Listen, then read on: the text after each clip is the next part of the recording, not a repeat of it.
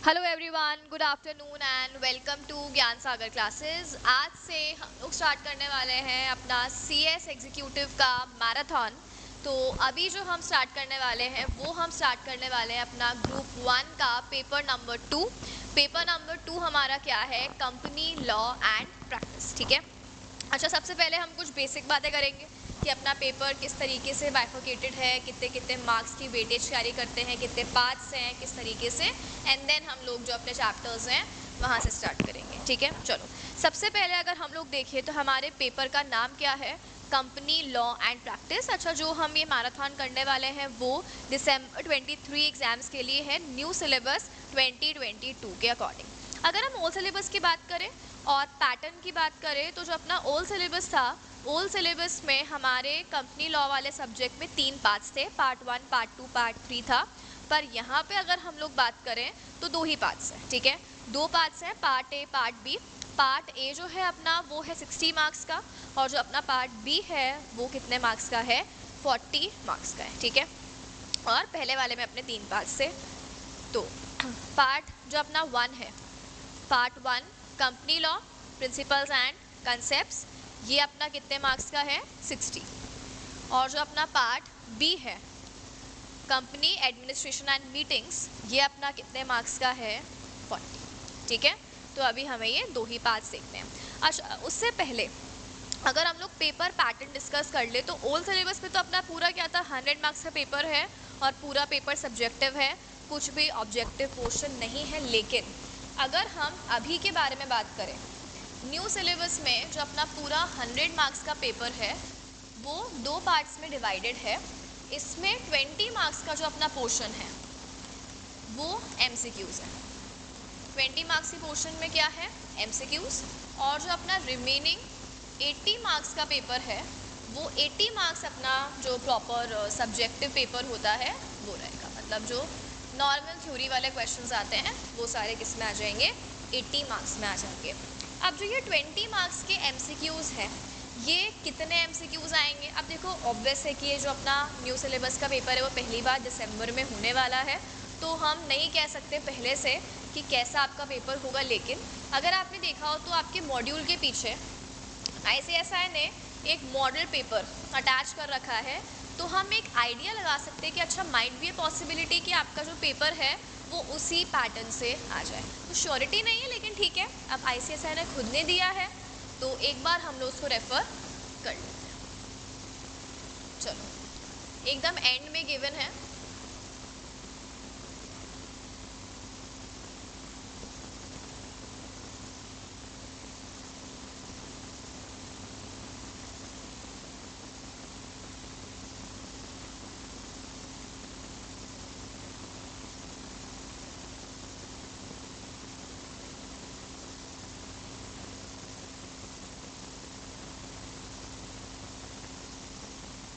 Okay, देखो, तो जो अपने टोटल क्वेश्चंस हैं, टोटल क्वेश्चन 6 हैं, तो ये तो पहले भी वही था।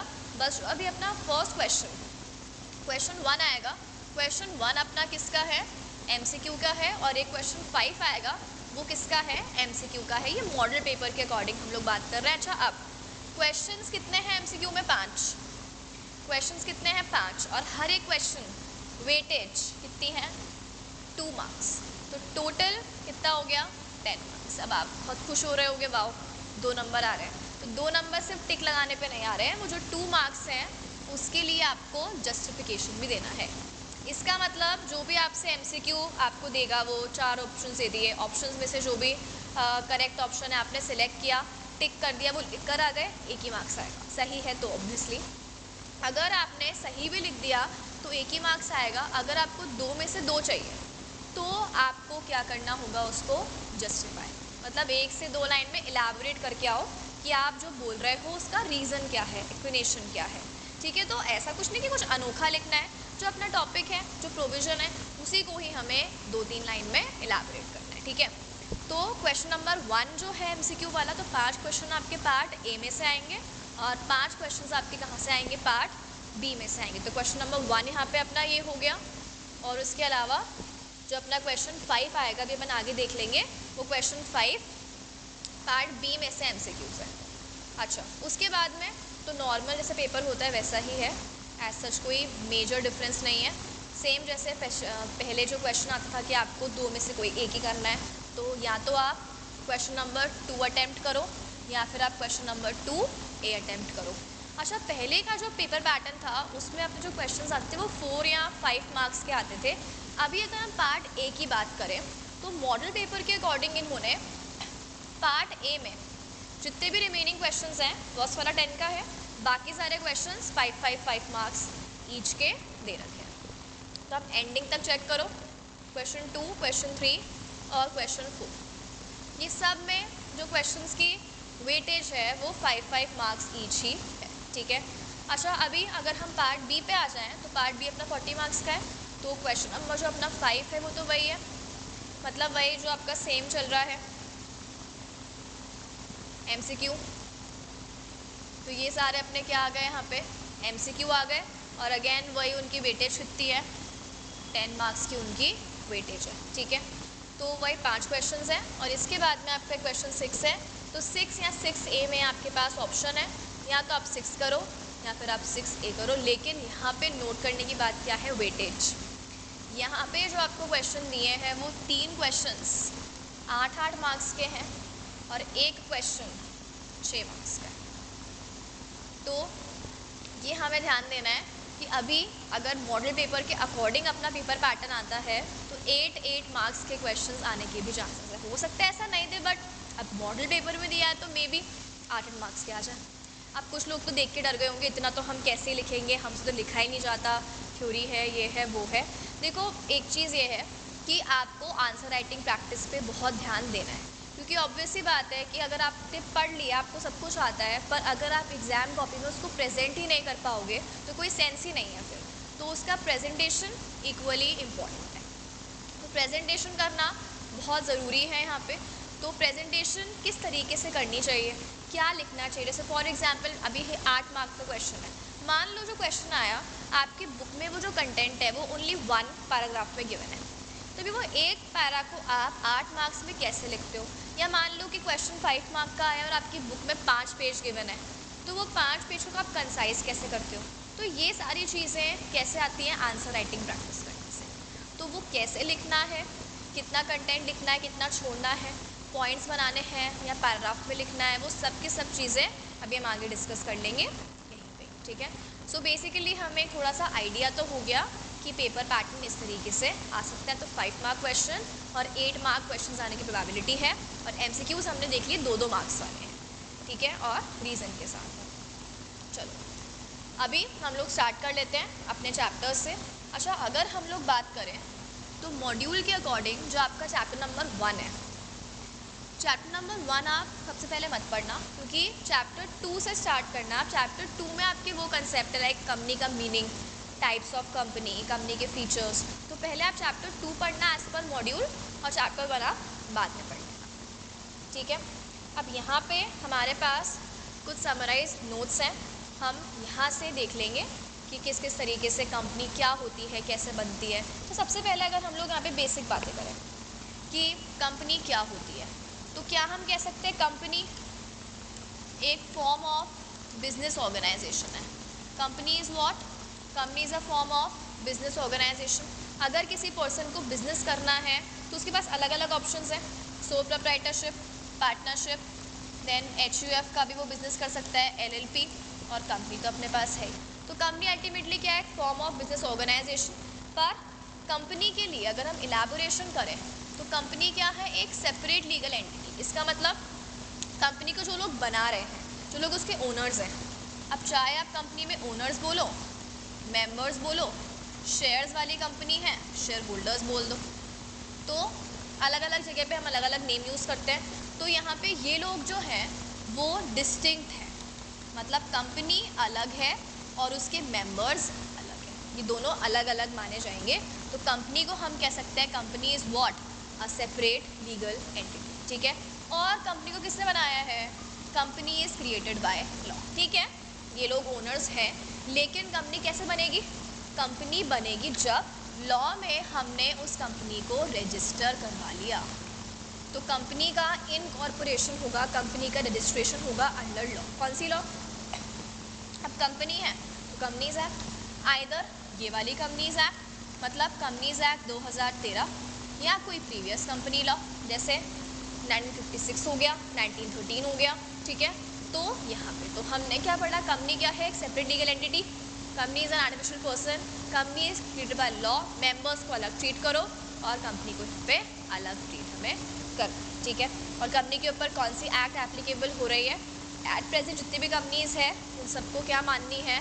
कंपनीज एक्ट 2013 माननी है।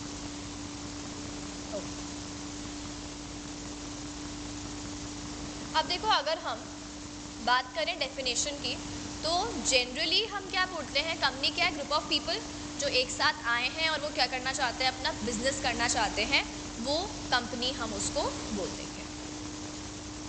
और अगर हम कंपनीज एक्ट के अकॉर्डिंग कंपनी की डेफिनेशन पढ़ें तो बहुत ही महान डेफिनेशन है। क्या बोलता है? Company means a company, company means a company which is registered under companies act 2013 और अंडर एनी प्रीवियस कंपनी। तो हमें जनरली पता है और हमें एक्ट के अकॉर्डिंग डेफिनेशन भी पता है। चलो अब इसके बाद में चलते हैं आगे, फीचर्स। अब देखो, फीचर्स के लिए यहाँ पे एक निमोनिक्स है जिससे आपको फीचर्स याद हो जाएंगे। क्या है? स्लैब्स और टीसी। पहले खाओ थप्पड़, फिर अपना ध्यान रखो। देखो क्या है स्लैब, सबसे पहले एस। एस क्या है? सेपरेट लीगल एंटिटी, यानी अभी हमने बात पढ़ी कंपनी अलग है और कंपनी के मेंबर्स उससे एकदम अलग हैं। अच्छा, इसके लिए केस लॉ आएगा जो अभी हम आगे पढ़ लेंगे, सैलमन वाला, salmon versus salmon and company limited, ठीक है। अभी अपन आगे पढ़ेंगे उसको। एल क्या आता है अपना? Limited liability. अब जो आपकी लाइबिलिटी है वो लिमिटेड हो सकती है, उसके लिए हमारे पास 3 टाइप की कंपनी है अलग अलग। वो जो 3 कंपनीज हैं, एक है कंपनी लिमिटेड बाय शेयर्स, एक है लिमिटेड बाय गारंटी और एक है अनलिमिटेड कंपनी। अब सबसे पहले हम लाइन से पढ़ लेते हैं। सबसे पहले जो हम अपना फीचर पढ़ रहे थे वो अपना फीचर क्या था? Separate legal entity.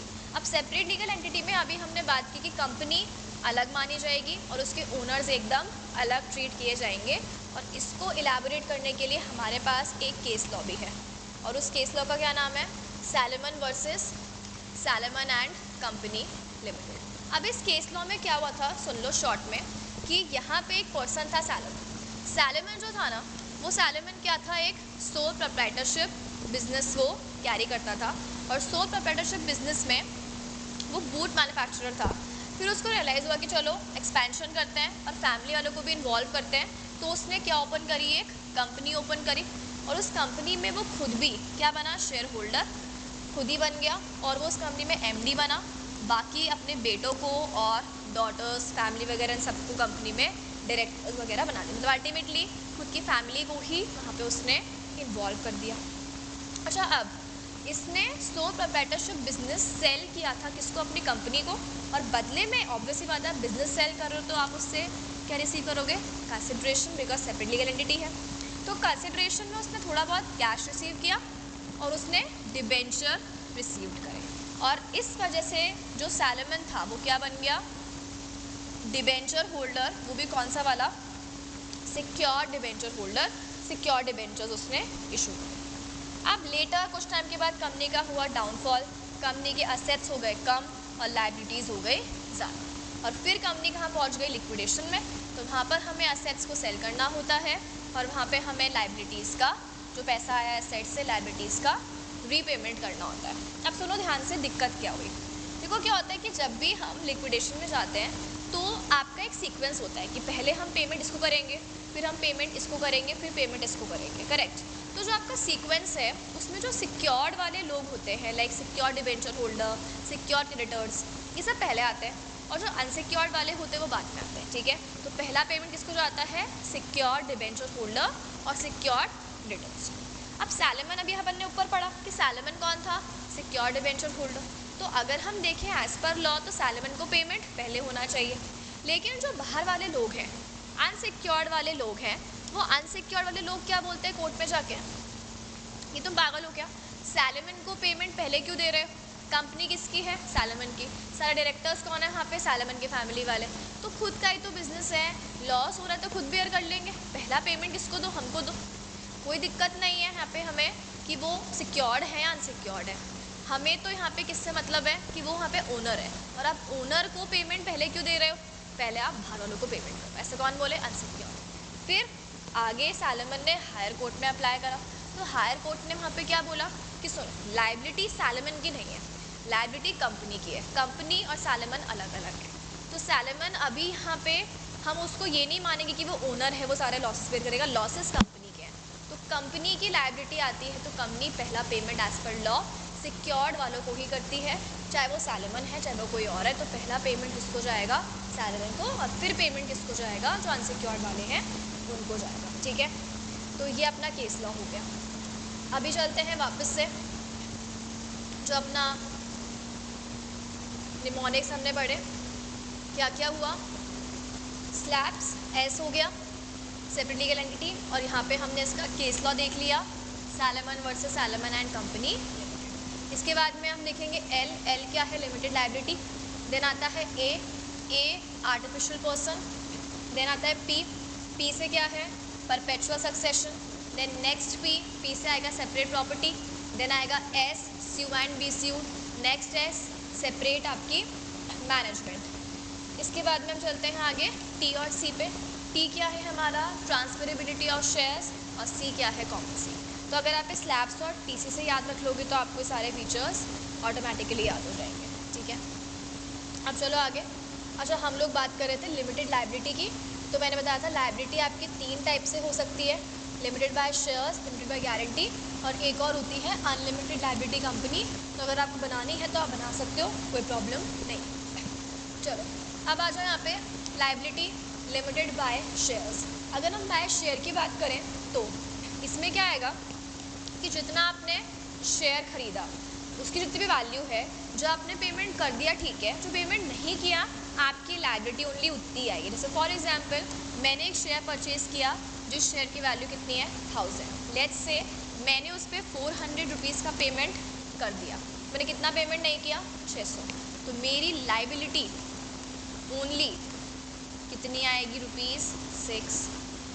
ठीक है, तो ये हो गया लिमिटेड बाय शेयर्स। और गारंटी में क्या होता है कि जब भी कंपनी इनकॉर्पोरेट होती है तो मेंबर्स बिगिनिंग में ही गारंटी देते हैं कि अच्छा इतना पैसा हम लोग देंगे जब कंपनी वाइंडिंग अप में जा रही है। ठीक है, तो वाइंडिंग अप के टाइम पे आप कितना कॉन्ट्रीब्यूशन देने वाले हो वो आप पहले से ही क्या कर लो? गारंटी दे दो। तो फॉर एग्जाम्पल एक मेंबर उससे क्या मैं कितना दूंगा? 5 लाख। तो ए ने 5 लाख बोला है, क्या आप उससे 5 लाख से ज़्यादा मंगवा सकते हो? क्या नहीं मंगवा सकते। ठीक है, नेक्स्ट आ जाओ। आर्टिफिशियल पर्सन तो सिंपल है ही, इसने क्रिएट किया है, लॉ ने क्रिएट करा है, नेचुरल पर्सन ने क्रिएट नहीं करा। नेक्स्ट क्या आता है? Perpetual succession. मेंबर्स में कम, मेंबर्स में गो, क्या कंपनी अलग है, मेंबर्स अलग है। मेंबर्स आए जाएं मरे, उनके ऊपर बॉम्ब गिरे, हमें कोई मतलब नहीं है। कंपनी बनी भी किससे है? By law. तो कंपनी की डेथ भी कैसे होगी? By law. नेक्स्ट क्या आता है अपना? Separate property.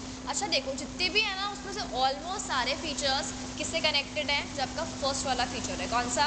Separate legal entity वाला। तो अगर हम बात करें सेपरेट प्रॉपर्टी, अच्छा कंपनी अलग है, कंपनी में जो भी हम असेट लगाएंगे, जो भी हम प्रॉपर्टी लगाएंगे, क्या वो मेंबर के नाम पे परचेज करोगे या कंपनी के नाम पे परचेज करोगे? ऑब्वियसली आप लोग कंपनी के नाम पे ही परचेज करोगे। तो सेपरेट प्रॉपर्टी मतलब कंपनी के पास अपनी खुद की प्रॉपर्टी है, अपने खुद के असेट है। ठीक है, नेक्स्ट आता है एस, स्यू एंड बी स्यू। अच्छा हमें किसी और के ऊपर केस करना है तो हम मेंबर के नाम से केस करें कि ए आप पे केस कर रहा है? नहीं, आप अपनी कंपनी के नाम पे केस करो। तो कंपनी अपने नाम पे केस कर सकती है। ठीक है, और बी स्यूड किसी और को आपके ऊपर केस करना है तो वो क्या आप मेंबर के या डायरेक्टर के नाम पे केस करें? नहीं, वो भी कंपनी के नाम, कंपनी खुद है ना एग्जिस्टेंस में, तो केस करना है तो कंपनी के नाम पे केस करो, क्या प्रॉब्लम है? चलो नेक्स्ट आ जाओ एस। नेक्स्ट एस क्या है? Separate management. अच्छा हम बात करें अगर सेपरेट मैनेजमेंट की तो मैनेजमेंट अलग है। इसका मतलब क्या है? जैसे नॉर्मली अपना प्रोप्राइटरशिप है या पार्टनरशिप है तो वहाँ पे क्या होता है, जो ओनर्स होते हैं वही लोग क्या करते हैं? मैनेजमेंट भी करते हैं। लेकिन इस केस में, कंपनी के केस में ओनर्स कौन है? शेयर होल्डर्स है ना, मेंबर्स। शेयर्स जो पैसा कंट्रीब्यूट कर रहे हैं, लेकिन इतने सारे होते हैं, इतनी अलग अलग जगह पर रहते हैं, उनके लिए प्रैक्टिकली पॉसिबल नहीं है, कॉन्फ्लिक्ट हो जाएंगे। तो इसीलिए वो अपने बिहाफ पे रिप्रेजेंटेटिव अपॉइंट कर देते हैं। जैसे हम लोग क्या करते हैं, अब कंट्री में कितने सारे लोग हैं, तो अभी तो गवर्नमेंट को इलेक्ट कर रहे हैं ना, एग्जैक्टली वैसे ही शेयर होल्डर्स भी इलेक्ट करते हैं अपने बिहाफ पे डायरेक्टर्स को। तो ओनर्स अलग है और मैनेजमेंट जो मैनेज कर रहा है कंपनी को वो अलग है, ठीक है। तो ये दोनों हमें एकदम सेपरेट ट्रीट करना है। चलो नेक्स्ट ये आता है ट्रांसफरेबिलिटी ऑफ शेयर। अच्छा अब देखो, दो टाइप की कंपनीज हम लोग पढ़ेंगे, अभी आगे आ जाएगा, पर आपने सुना होगा एक होती है पब्लिक कंपनी, एक होती है प्राइवेट कंपनी। तो पब्लिक कंपनी में जो शेयर्स होते हैं वो कैसे होते हैं, फ्रीली ट्रांसफरेबल, मतलब मेरे पास शेयर है, मैं कभी भी किसी और को ट्रांसफ़र कर सकती हूँ, मुझे किसी से पूछना है, परमिशन मांगनी है, रिस्ट्रिक्शन है नहीं। तो पब्लिक कंपनी में शेयर्स आर फ्रीली ट्रांसफरेबल। अगर हम बात करें प्राइवेट कंपनी की, तो प्राइवेट कंपनी में शेयर्स के ट्रांसफ़र के ऊपर क्या होते हैं, रेस्ट्रिक्शंस होते हैं, ठीक है। पब्लिक प्राइवेट क्या है अभी हम बात करने वाले हैं थोड़ी ही देर में। चलो नेक्स्ट आ जाओ, कॉमन सील। देखो कॉमन सील मतलब वही कंपनी के सिग्नेचर पहले क्या थे, मैंडेटरी थे, लेकिन अभी कॉमन सील जो है वो क्या हो चुकी है, ऑप्शनल।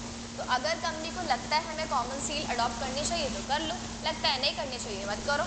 तो अब अगर आपने कॉमन सील अडॉप्ट नहीं करी तो आप किसके साइन कराओगे, साइन बाय 2 डायरेक्टर्स, 2 डायरेक्टर्स का साइन करा लो, या अगर CS है कंपनी में तो एक डायरेक्टर और एक CS का साइन करवा लो, ठीक है। तो पहले प्रेफरेंस इसको देनी है, और अगर CS नहीं है तो फिर 2 डायरेक्टर्स वहाँ पे साइन कर देंगे। चलो अब आते हैं हम लोग नेक्स्ट टॉपिक पे। नेक्स्ट अपना क्या है, लिफ्टिंग ऑफ कॉर्पोरेट वेल या फिर पियर्सिंग थ्रू कॉर्पोरेट वेल। अच्छा अभी हम इतना रट्टा मार रहे हैं, मतलब हम बार बार बोल रहे हैं company is what, separate legal entity, separate legal entity, ठीक है। मान लिया सेपरेट है, मान लो किसी बंदे को फ्रॉड करने की आए माइंड, क्या ठीक है कंपनी तो अलग मानी जाएगी, हम अलग माने जाएंगे, सारा फ्रॉड कर लेते हैं, उल्टे काम कर लेते हैं, और अल्टीमेटली ब्लेम किस पर डाल देंगे, कंपनी के ऊपर ब्लेम डाल देंगे। उल्टे काम किससे करें, कंपनी ने, ठीक है। पेनल्टी लगानी किसके ऊपर लगाओ, कंपनी के ऊपर लगाओ, आप बच जाओगे। क्या तरीका सही है, काम गलत करो आप, नाम किसका आ रहा है, कंपनी का, फिर आप क्या बोल रहे हो कि सालमन वाला केस याद कर लो, आपने ही तो कहा था कि ओनर अलग है कंपनी अलग है। तो ऐसे तो लोग जो होते हैं वो बहुत चालाक है, फ़ायदा उठा लेंगे। तो इसीलिए कोई फ़ायदा उठा रहा है अगर, तो हम भी उसको खींच के निकाल के लेके आएंगे, मतलब कंपनी की सेपरेट लीगल एंटिटी वाले कंसेप्ट को हम रखेंगे साइड में, और जो पर्सन रिस्पॉन्सिबल है एक्चुअली उसको आप लेकर आओ और उसको आप क्या बना दो, पर्सनली। इस कंसेप्ट को हम लोग क्या बोलते हैं, लिफ्टिंग ऑफ कॉर्पोरेट वेल। अच्छा अब लिफ्टिंग ऑफ वेल कब कब होगी, तो एक तो कंपनीज एक्ट ने बोल दिया कि इन सिचुएशन में लिफ्टिंग होनी ही है, और एक केस लॉस कि कोई केस अगर कोर्ट में जाता है तो कोर्ट में आता है डिसीजन मेकिंग, और उसके बाद में वो बोलते हैं कि इस तरीके से लिफ्टिंग होगा। तो कंपनीज एक्ट ने 3 सिचुएशन क्या दी है, देखो एक तो कंपनी का फॉर्मेशन, जब कंपनी बना रहे हो, बनाते टाइम आपने क्या काम करा है, इन्फॉर्मेशन गलत दी है, फॉल्स इन्फॉर्मेशन सबमिट करी है, लिफ्टिंग ऑफ वेल हो जाएगा कि किसने गलत इन्फॉर्मेशन से या फ्रॉड से कंपनी बनाई है उसको ढूंढ के निकालो, ठीक है। एक कंपनी का रिमूवल ऑफ नेम, आप नेम को रिमूव कर रहे हो गलत तरीके से, आपने स्ट्राइक ऑफ का नाम सुना होगा, ठीक है। तो स्ट्राइक ऑफ मतलब कंपनी का नेम को रिमूव करना, तो हम कंपनी के नेम को रिमूव कर रहे हैं फ्रॉम रजिस्टर ऑफ कंपनीज गलत तरीके से, तो बनाया गलत तरीके से, या नेम रिमूव किया गलत तरीके से, या कंपनी का वाइंडिंग अप चल रहा है, एसेट बेच रहे हो, लायबिलिटी पे ऑफ कर रहे हो, वहाँ कोई फ्रॉड कर दिया, एसेट की वैल्यू कम शो कर दी, ठीक है। तो बनाने में या बंद करने में फ्रॉड कर रहे हो तो क्या हो जाएगा, लिफ्टिंग ऑफ वेल। तो ये तो कंपनीज एक्ट ने पहले लिख के दे दिया कि इस केस में लिफ्टिंग ऑफ वेल माना जाएगा, ठीक है। अच्छा अब जो हमने बात की थी कि केस लॉस भी होते हैं, कि कुछ केस लॉस भी आए थे जहाँ पे लिफ्टिंग ऑफ कॉर्पोरेट वेल हुई थी, जैसे हम क्या बोलते हैं, जुडिशियल प्रोनाउंसमेंट्स। अब देखो केस लॉस क्या क्या है। सबसे पहले तो अगर आपने कोई भी टाइप का क्या किया है, फ्रॉड या इम्प्रॉपर कंडक्ट किया, गलत काम करोगे, फ्रॉड करोगे, ऑब्वियस सी बात है क्या हो जाएगा, आपका कॉर्पोरेट वेल लिफ्ट हो जाएगा, ठीक है। अब यहाँ पे केस था, ये हमने डिस्कस किया हुआ है क्लास में, जॉन्स वर्सेस लिपमैन।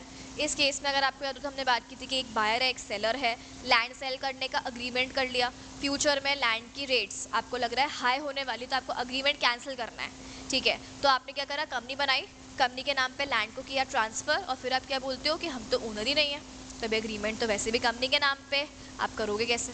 तो यहाँ पे हमने कंपनी बनाई क्यों? फ्रॉड करने के लिए। तो अगर आप फ्रॉड करने के लिए कोई कांड करोगे, उल्टे काम करोगे, कंपनी बनाओगे, तो कंपनी की सेपरेट लीगल एंटिटी कंसेप्ट को हम रखेंगे साइड में। तो जिसने एक्चुअली ये फ्रॉड किया उसको आप ढूंढो और बनाओ पर्सनली लायबल। अच्छा, इसके अलावा अगर हमने कोई चीज़ पब्लिक पॉलिसी के अगेंस्ट में किया, आपको याद होगा हमने इसमें एग्जाम्पल लिया था एनिमी कैरेक्टर, ठीक है। जैसे यहाँ पे अगर फॉर एग्जाम्पल कोई दो कंट्रीज़ के बीच में वॉर चल रहा है ना, हमने एक Daimler company and continental tyres and rubber limited वाली कंपनी का केस लॉ पड़ा हुआ है। वहाँ पे हमने क्या बात की थी कि जर्मनी और इंग्लैंड के बीच में वॉर हो गया, तो उसके बाद डेमलर कंपनी ने क्या पूछा कि पेमेंट करें या नहीं करें।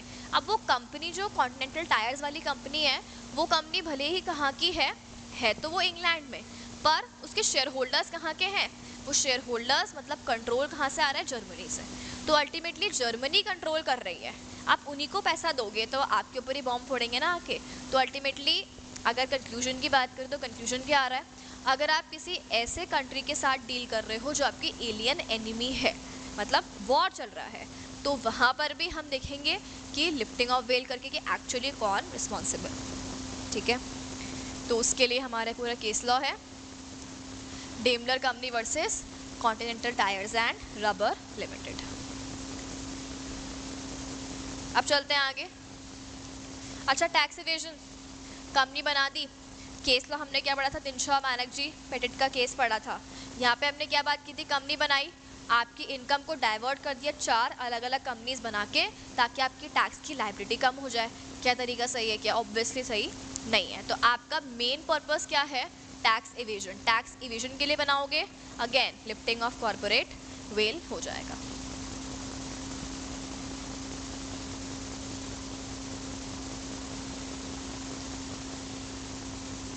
ओके, नेक्स्ट आता है ट्रांसफर ऑफ शेयर्स। अच्छा, यहाँ पे इस केस में क्या बोला?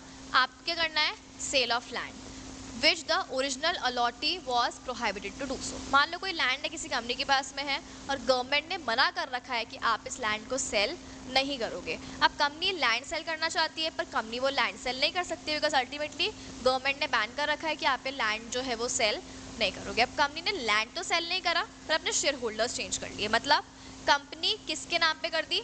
जिसके नाम पे आपको लैंड ट्रांसफर करना है, मतलब कंपनी के ओनर्स किसी और को बना दिया। तब लैंड का बेनिफिट वो पर्सन ले सकता है। तो अल्टीमेटली आपने डायरेक्टली लैंड सेल नहीं किया, पर कंपनी की शेयर होल्डिंग उसको ट्रांसफर करके इनडायरेक्टली उसको लैंड बेचा ही ना। क्यों? कैसे? आपने क्या काम किया? यहाँ पे कंपनी का ओनर किसी और को बना दिया, तो अब कंपनी की प्रॉपर्टी है कंपनी के नाम पे, पर यूज़ तो वो कर सकता है। तो ऐसा आपने उल्टे काम किए हैं, तो वो भी अलाउड नहीं है।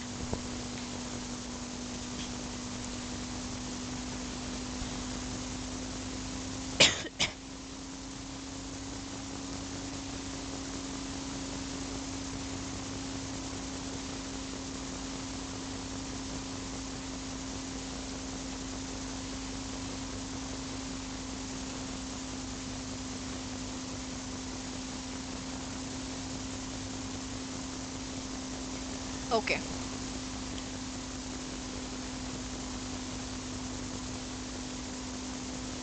नेक्स्ट अपना आता है कि कंपनी अपनी वेलफेयर ऑब्लिगेशन को अवॉइड करने के लिए। अच्छा, इस केस लॉ में हमने क्या बात पढ़ी थी कि कंपनी है, उसका रेवेन्यू अच्छा खासा आ रहा है, इंटरेस्ट की इनकम आ रही है। अब उसको क्या लगता है कि यार इतनी सारी इनकम आ गई, अब ये इनकम अल्टीमेटली हमें एम्प्लॉयज़ के बेनिफिट के लिए लेनी पड़ेगी, एम्प्लॉयज़ को बांटनी पड़ेगी, उनको बोनस बांटना पड़ेगा, ठीक है। तो हम ये इनकम को छुपा देते हैं। तो एक और कंपनी बना दी अपनी सब्सिडरी, और अपनी इनकम को डाइवर्ट कर दिया सब्सिडरी को, और एम्प्लॉयज़ को क्या बोल दिया? इनकम ही नहीं है। जब इनकम ही नहीं है तो आपको बोनस कहाँ से देंगे? पर एक्चुअली तो इनकम थी, आपने किसी और कंपनी को बनाया, उसका रीज़न ही क्या था? अपनी इनकम को डाइवर्ट कर सको ताकि एम्प्लॉयज़ को बोनस देने की ज़रूरत नहीं पड़े। तो अल्टीमेटली एम्प्लॉयज़ को भी अक्ल आ गई कि यार ये तो गलत हो रहा है, उन्होंने केस कर दिया, और फिर आपके यहाँ पे क्या हो गई? Lifting of corporate veil.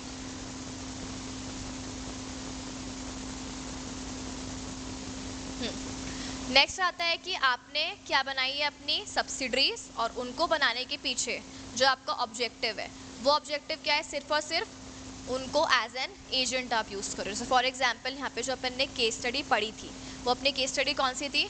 RG films limited. अब अमेरिकन कंपनी थी, अमेरिकन कंपनी मूवी बनाई, इंडिया में प्रोड्यूस करी, सब कुछ किया, लेकिन एक अपनी एक और कंपनी, ब्रिटिश कंपनी, जो कि उसकी कुछ भी नहीं, एज एन एजेंट उसको यूज़ कर रहे थे, और क्या बोला कि इस फिल्म को हम किसके नाम पे करेंगे रजिस्टर, इस एजेंट के नाम पे हम लोग करेंगे रजिस्टर। तो क्या ये तरीका सही है क्या? नहीं। मतलब आपने कोई और कंपनी बनाई है सिर्फ क्यों? ताकि आप उसका नेम यूज़ कर पाओ, आप उसको एज एन एजेंट यूज़ कर पाओ। अब अल्टीमेटली आपकी एजेंट है, हो गए सेपरेट लीगल एंटिटी, लेकिन है तो वो आपकी, काम तो वो आपके लिए कर रही है। तो यहाँ पे भी क्या हो जाएगा? Lifting of corporate veil. और फिर तो बेसिक है कि आपने कंपनी को यूज़ करा, क्यों? ताकि आप अपनी लाइबिलिटी को अवॉइड कर पाओ। जैसे अभी अपन ने एग्जांपल लिया था, टैक्स लाइबिलिटी या वेलफेयर वाली लाइबिलिटी जो एम्प्लॉयज़ के लिए, उसको अवॉइड कर पाओ आप। या फिर आपने क्या करा है, जो क्रिमिनल कोई ऑफेंस करा, आप एक बात बताओ, कोई गलती कर रहा है, कोई क्रिमिनल मैटर है, फ्रॉड करी हमने, इनसाइडर ट्रेडिंग करी हमने, तो क्या कंपनी करेगी?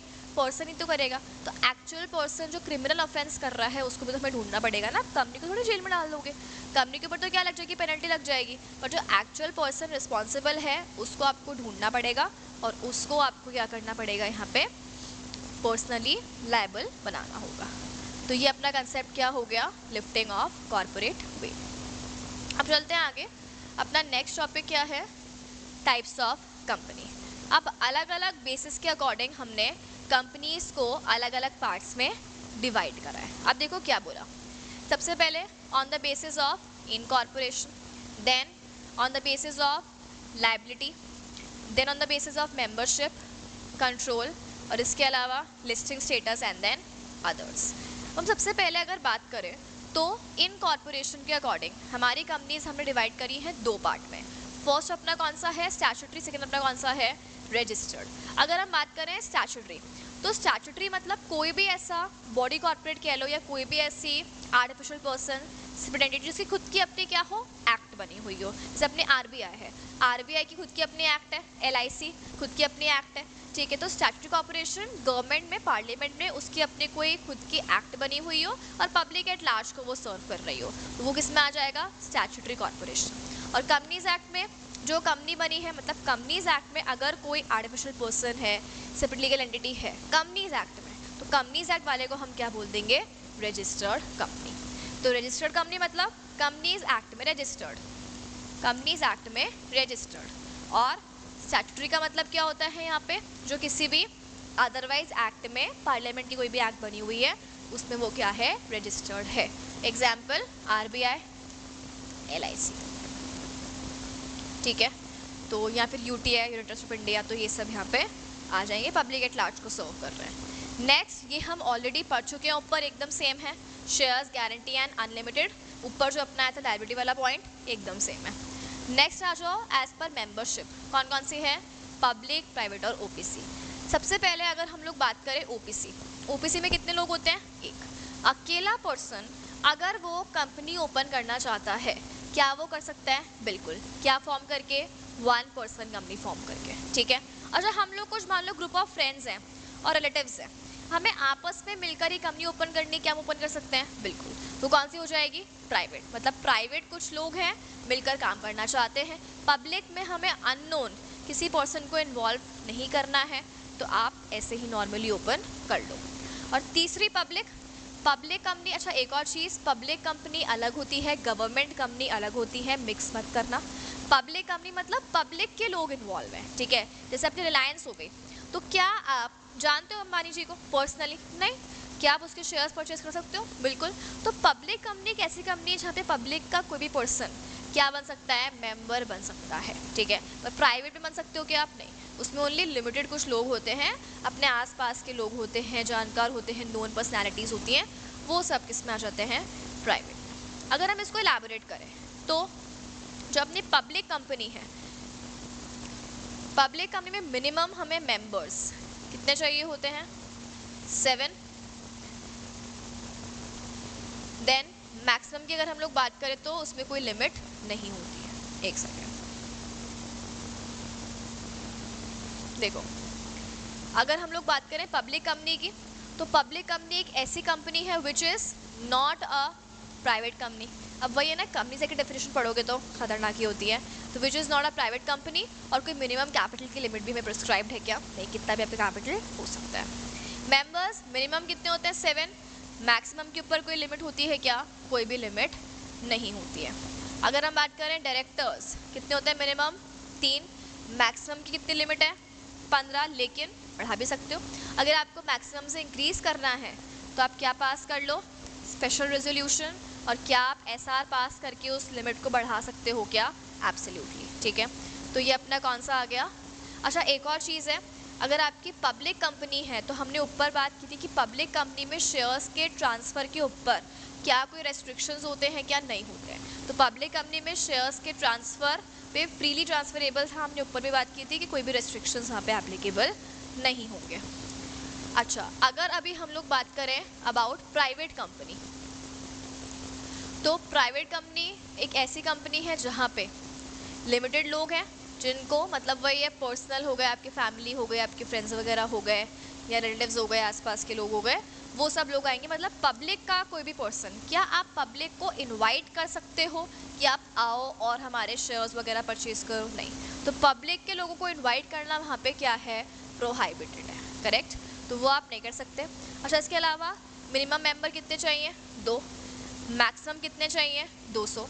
लेकिन जो ये 200 है मैक्सिमम, ये 200 के लिमिट में 2 लोग काउंट नहीं होंगे। एक तो आपके प्रेजेंट एम्प्लॉयज़, जो अभी एम्प्लॉयज़ हैं और उनको आपने शेयर दिए, तो वो काउंट नहीं होंगे। और एक आपके पास्ट एम्प्लॉयज़ जो अभी एम्प्लॉयमेंट पे नहीं हैं पर अभी भी उनके पास कंपनी के शेयर्स हैं, ठीक है, तो वो भी ये 200 के लिमिट में काउंट नहीं होंगे। जैसे फॉर एग्जाम्पल, अगर अभी मेरे 200 मेंबर्स हैं एट प्रेजेंट और उसमें से 40 एम्प्लॉयज़ हैं जिनके पास मेरी कंपनी के शेयर्स हैं, तो क्या 240 हो गए क्या? नहीं। ये 40 एम्प्लॉयज़ इस लिमिट में काउंट होंगे क्या? नहीं। तो कोई नॉन कंप्लायंस हुआ क्या? नहीं हुआ, ठीक है। तो ये जो एम्प्लॉयज़ के पास अगर शेयर्स है, चाहे प्रेजेंट एम्प्लॉयज़ हैं चाहे पास्ट एम्प्लॉयज़ हैं, क्या ये काउंट होंगे क्या? ये काउंट नहीं होंगे, ठीक है। देन हम बात करें डायरेक्टर्स की, मिनिमम होते हैं 2, जब मैक्सिमम सब में सेम है 15, और आपको बढ़ाना है तो आप क्या पास कर सकते हो? एसआर पास कर सकते हो। अच्छा, इसके अलावा एक होते हैं अपने जॉइंट शेयर होल्डर्स। तो जो भी अपने जॉइंट शेयर होल्डर्स हैं उन्हें हमें कैसे ट्रीट करना है? As a single person treat करना है, ठीक है। मैक्सिमम 3 अपने जॉइंट होल्डर्स हो सकते हैं। तो इस केस में क्या बोला, जैसे ए, बी और सी है, तो अभी इनको आप 3 अलग अलग लोग मानोगे क्या? नहीं, इन तीनों को आपको क्या मानना है? एक ही मानना है, बिकॉज ये क्या है? जॉइंट शेयर होल्डर्स है। तो ये अपना कौन सा हो गया? Private company. इसमें एक एक्सेप्शन भी है। अच्छा, नॉर्मली हम लोग क्या बात करते हैं कि जो मेंबर्स हैं उनकी लायबिलिटी कैसी होती है? लिमिटेड लायबिलिटी होती है। लेकिन यहाँ पर हमने क्या बात करी कि अगर आपकी कंपनी प्राइवेट कंपनी है तो मिनिमम मेंबर्स हमें कितने चाहिए? आपको 2 मेंबर्स तो चाहिए। लेकिन मान लो किसी केस में अगर आपके मेंबर्स 2 से कम हो जाते हैं तो आपको 6 मंथ्स देंगे। 6 मंथ्स में आप उसको अगेन इंक्रीज करके कितना कर लो? 2। अगर आप नहीं करते तो जो रिमेनिंग मेंबर है, जैसे मान लो 2 मेंबर थे ए और बी, और ए की डेथ हो गई, तो अभी बी जो है वो अकेला रह गया, तो अब इसके पास 6 महीने हैं ये एक मेंबर बढ़ा ले। अगर ये नहीं बढ़ाता है तो इसकी लायबिलिटी आफ्टर 6 मंथ्स कैसी हो जाएगी? अनलिमिटेड हो जाएगी, ठीक है। तो ये हमें बात ध्यान रखनी है। अच्छा, इसके बाद अपने क्या था? ओपीसी। ओपीसी क्या होती है? अपनी 1 पर्सन कंपनी। अब उसमें नाम में क्या आ रहा है? 1 पर्सन कंपनी, यानी ऐसी कंपनी जिसमें एक अकेला ही पर्सन क्या है? मेंबर है। तो मिनिमम मेंबर भी 1 और मैक्सिमम भी कितना? 1। लेकिन ये था ना डायरेक्टर्स मिनिमम कितने चाहिए? 1 चाहिए, लेकिन मैक्सिमम 15 हो सकते हैं, बिकॉज ये अच्छा, कुछ लोग क्या बोलते हैं कि ओपीसी है तो डायरेक्टर भी मिनिमम और मैक्सिमम दोनों ही 1 होंगे। ओपीसी है मतलब 1 पर्सन कंपनी है, 1 मेंबर कंपनी है, 1 डायरेक्टर कंपनी है क्या? नहीं। इसीलिए डायरेक्टर जो है वो एक ही नहीं होगा, मतलब मिनिमम तो 1 है पर मैक्सिमम 1 होगा क्या? नहीं, 1 से ज़्यादा भी हो सकते हैं, 15, और अगेन इंक्रीज आप कर सकते हो रेजोल्यूशन पास करके। अब यहाँ पे हम एसआर वर्ड लिख तो लेंगे, लेकिन ठीक है अकेला ही बंदा है तो ओआर भी उसी का ही है और एसआर भी उसी का ही है। अच्छा, यहाँ पे एक हमें अलग चीज़ याद रखनी है, नॉमिनी। इसका मतलब अगर आप ओपीसी में हो और आप मेंबर बनते हो तो आपको एक नॉमिनी अपॉइंट करना है। देखो, मेंबर की डेथ भी हो सकती है, मेंबर पागल भी हो सकता है, मेंबर इंसॉल्वेंट भी हो सकता है, तो ऐसा कुछ उल्टे सीधे काम हो गए तो मेंबर के बिहाफ पे अभी हमें स्टूडेंट कंपनी बंद कर देंगे, तो कोई तो चाहिए ना हैंडल करने के लिए। जब मेंबर की डेथ, इनकैपेसिटी हो जाती है या इंसॉल्वेंसी हो जाती है, तो उस केस पे मेंबर की जगह पे अब कौन मेंबर बनेगा, तो वो नॉमिनी होगा। मतलब फॉर एग्जाम्पल अभी ए मेंबर है तो उसने बी को क्या बनाया है, नॉमिनी। कि जब ए की डेथ होती है तब बी इस ओपीसी का क्या बन जाएगा, मेंबर बन जाएगा। ठीक है, और ऑब्वियसली नॉमिनी की आप कंसेंट तो लेनी है। आप ऐसे किसी को मुँह थोड़ी बोल दोगे कि बन जाओ ना मेंबर, वो अगर रेडी है तो ही वो क्या बनेगा, कंपनी का नॉमिनी बनेगा। अच्छा, एक और चीज़ है, ओपीसी में मेंबर भी और नॉमिनी भी, ये दोनों ही, ये क्या होने चाहिए, natural person, citizens of India. ठीक है, और इसके अलावा रेसिडेंट और अदरवाइज। पहले ओनली क्या था कि ये रेसिडेंट ही होना चाहिए, लेकिन अभी क्या बोल दिया, अदरवाइज भी ऐड कर दिया। मतलब रेसिडेंट हो भी सकता है और रेसिडेंट नहीं भी हो सकता। और एक और चीज़ है, अगर हम नॉर्मली जैसे हम टैक्स में बात करते हैं तो टैक्स में हम कितने डेज लेते हैं रेसिडेंसी के, 182 डेज लेते हैं। लेकिन इस केस में हम लोग 182 डेज नहीं लेंगे, ओपीसी के केस में हम कितने डेज काउंट करेंगे, 120। यानी अगर कोई पर्सन रेसिडेंट माना जाएगा तो उसको कितने दिन रहना है इंडिया में, 120 डेज, ना कि 182 डेज। ये हर किसी में नहीं है 120, ये ओनली ओपीसी के केस में ही याद रखना कि यहाँ पे रेसिडेंट मानने के लिए कितने डेज काउंट होंगे, 120 डेज ही काउंट होंगे।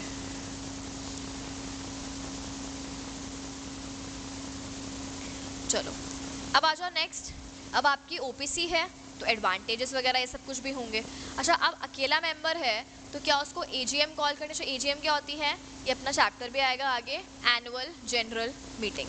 यानी यहाँ पे मेंबर्स की मीटिंग जो होती है उसे हम क्या बोलते हैं, जनरल मीटिंग। तो भी दो होती हैं, एनुअल जनरल मीटिंग और EGM, extra ordinary general meeting. AGM compulsory है, साल में एक बार मेंबर्स की मीटिंग कॉल होती ही होती है। ठीक है, अब मेंबर अकेला है, अकेला आदमी क्या मीटिंग करेगा, तो क्या एजीएम कॉल करने की ज़रूरत है कि कंपलसरीली, कोई ज़रूरत नहीं है। इसके अलावा अच्छा, अब एजीएम बुलाने की ज़रूरत ही नहीं है तो जो भी आपको रेजोल्यूशन वगैरह पास करने हैं तो वो कैसे पास होंगे, अकेला ही आदमी है, उसको ओनली क्या करना है, अपना साइन कर देना है और वो पास मान लिए जाएंगे। अच्छा, अब बोर्ड मीटिंग होगी क्या, देखो बोर्ड मीटिंग डिपेंड करती है डायरेक्टर्स पे। अभी हमने बात पढ़ी कि मिनिमम डायरेक्टर 1 है और मैक्सिमम तो ज़्यादा भी हो सकते हैं। ठीक है, तो अब अगर एक ही है, अकेला बंदा है तो क्या मीटिंग कॉल करनी है, तो अगर अकेला सिंगल इंडिविजुअल डायरेक्टर है तो मीटिंग कॉल मत करो। अगर 2 है, 3 है, ज़्यादा है तो फिर आपको बोर्ड मीटिंग कॉल करनी पड़ेगी।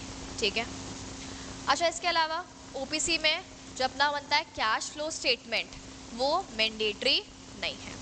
और इसके बाद क्या बोला है कि यहाँ पे जो फाइनेंशियल स्टेटमेंट जाएंगे या फिर एनुअल रिटर्न जाएगी, वो कौन साइन कर सकता है, बाय ओनली 1 डायरेक्टर। नॉर्मली अगर हम बात करें जो नॉर्मल कंपनीज होती है वहाँ पे क्या बोला जाता है कि 2 डायरेक्टर साइन करेंगे, ये डायरेक्टर और सीएस है तो सीएस साइन करेगा। पर यहाँ पे क्या बोल दिया कि अगर डायरेक्टर अकेला है वो साइन कर देता है तो वो क्या मान लिया जाएगा, वैलिड मान लिया जाएगा। ठीक है, तो ये अपना क्या हो गया, ओपीसी 1 पर्सन कंपनी। तो हमने यहाँ पे 3 कंपनीज पढ़ ली, public, private and then OPC. अभी हम लोग चलते हैं आगे कंट्रोल के अकॉर्डिंग।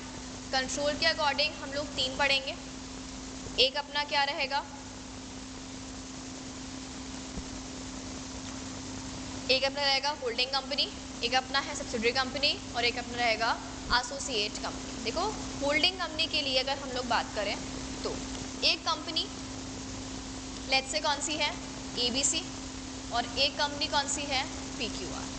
तो एबीसी और पीक्यूआर, एक कंपनी किसी और कंपनी को क्या कर रही है, कंट्रोल कर रही है। अब अगर एक कंपनी किसी और कंपनी को कंट्रोल कर रही है तो जो कंपनी कंट्रोल कर रही है उसे हम बोलेंगे होल्डिंग, और जो कंट्रोल हो रही है उसे हम क्या बोलेंगे, सब्सिडरी कंपनी। ठीक है, अब कंट्रोल आप कैसे करोगे, क्या मारपीट के करोगे क्या, नहीं। कंपनीज है यहाँ पे तो 2 क्राइटेरिया है, या तो आप कंट्रोल कैसे करो, शेयर होल्डिंग से कर लो। अगर कंपनी शेयर्स वाली है तो आप शेयर परचेज कर सकते हो, लेकिन ऐसा अगर आपको करना है तो आप जो कंट्रोल है वो अग्रीमेंट से भी कर सकते हो। तो अगर हम बात करें शेयर होल्डिंग के, तो शेयर होल्डिंग में कितना बोल दिया कि नॉट लेस देन 50%, यानी कि मोर देन 50% वोटिंग राइट्स देखो कंट्रोल कैसे आता है, वोटिंग से। सिर्फ शेयर्स परचेज करने से कंट्रोल नहीं आएगा। तो अगर आपने ऐसे शेयर्स परचेज किए जिनके ऊपर आपको वोटिंग राइट्स नहीं मिलते हैं, क्या कंट्रोल आएगा, क्या नहीं। तो शेयर्स आप परचेज करो तो आपको अल्टीमेटली उन शेयर्स पे वोटिंग मिलनी चाहिए, जैसे अपने इक्विटी शेयर्स हैं। तो यहाँ पे आपको क्या देखना है, मोर देन 50% आपके क्या होने चाहिए, वोटिंग राइट्स होने चाहिए। तो ही आप यहाँ पे क्या करोगे, आप होल्डिंग कंपनी बनोगे। तो यहाँ तो आप ये कंडीशन पूरी कर लो, ठीक है।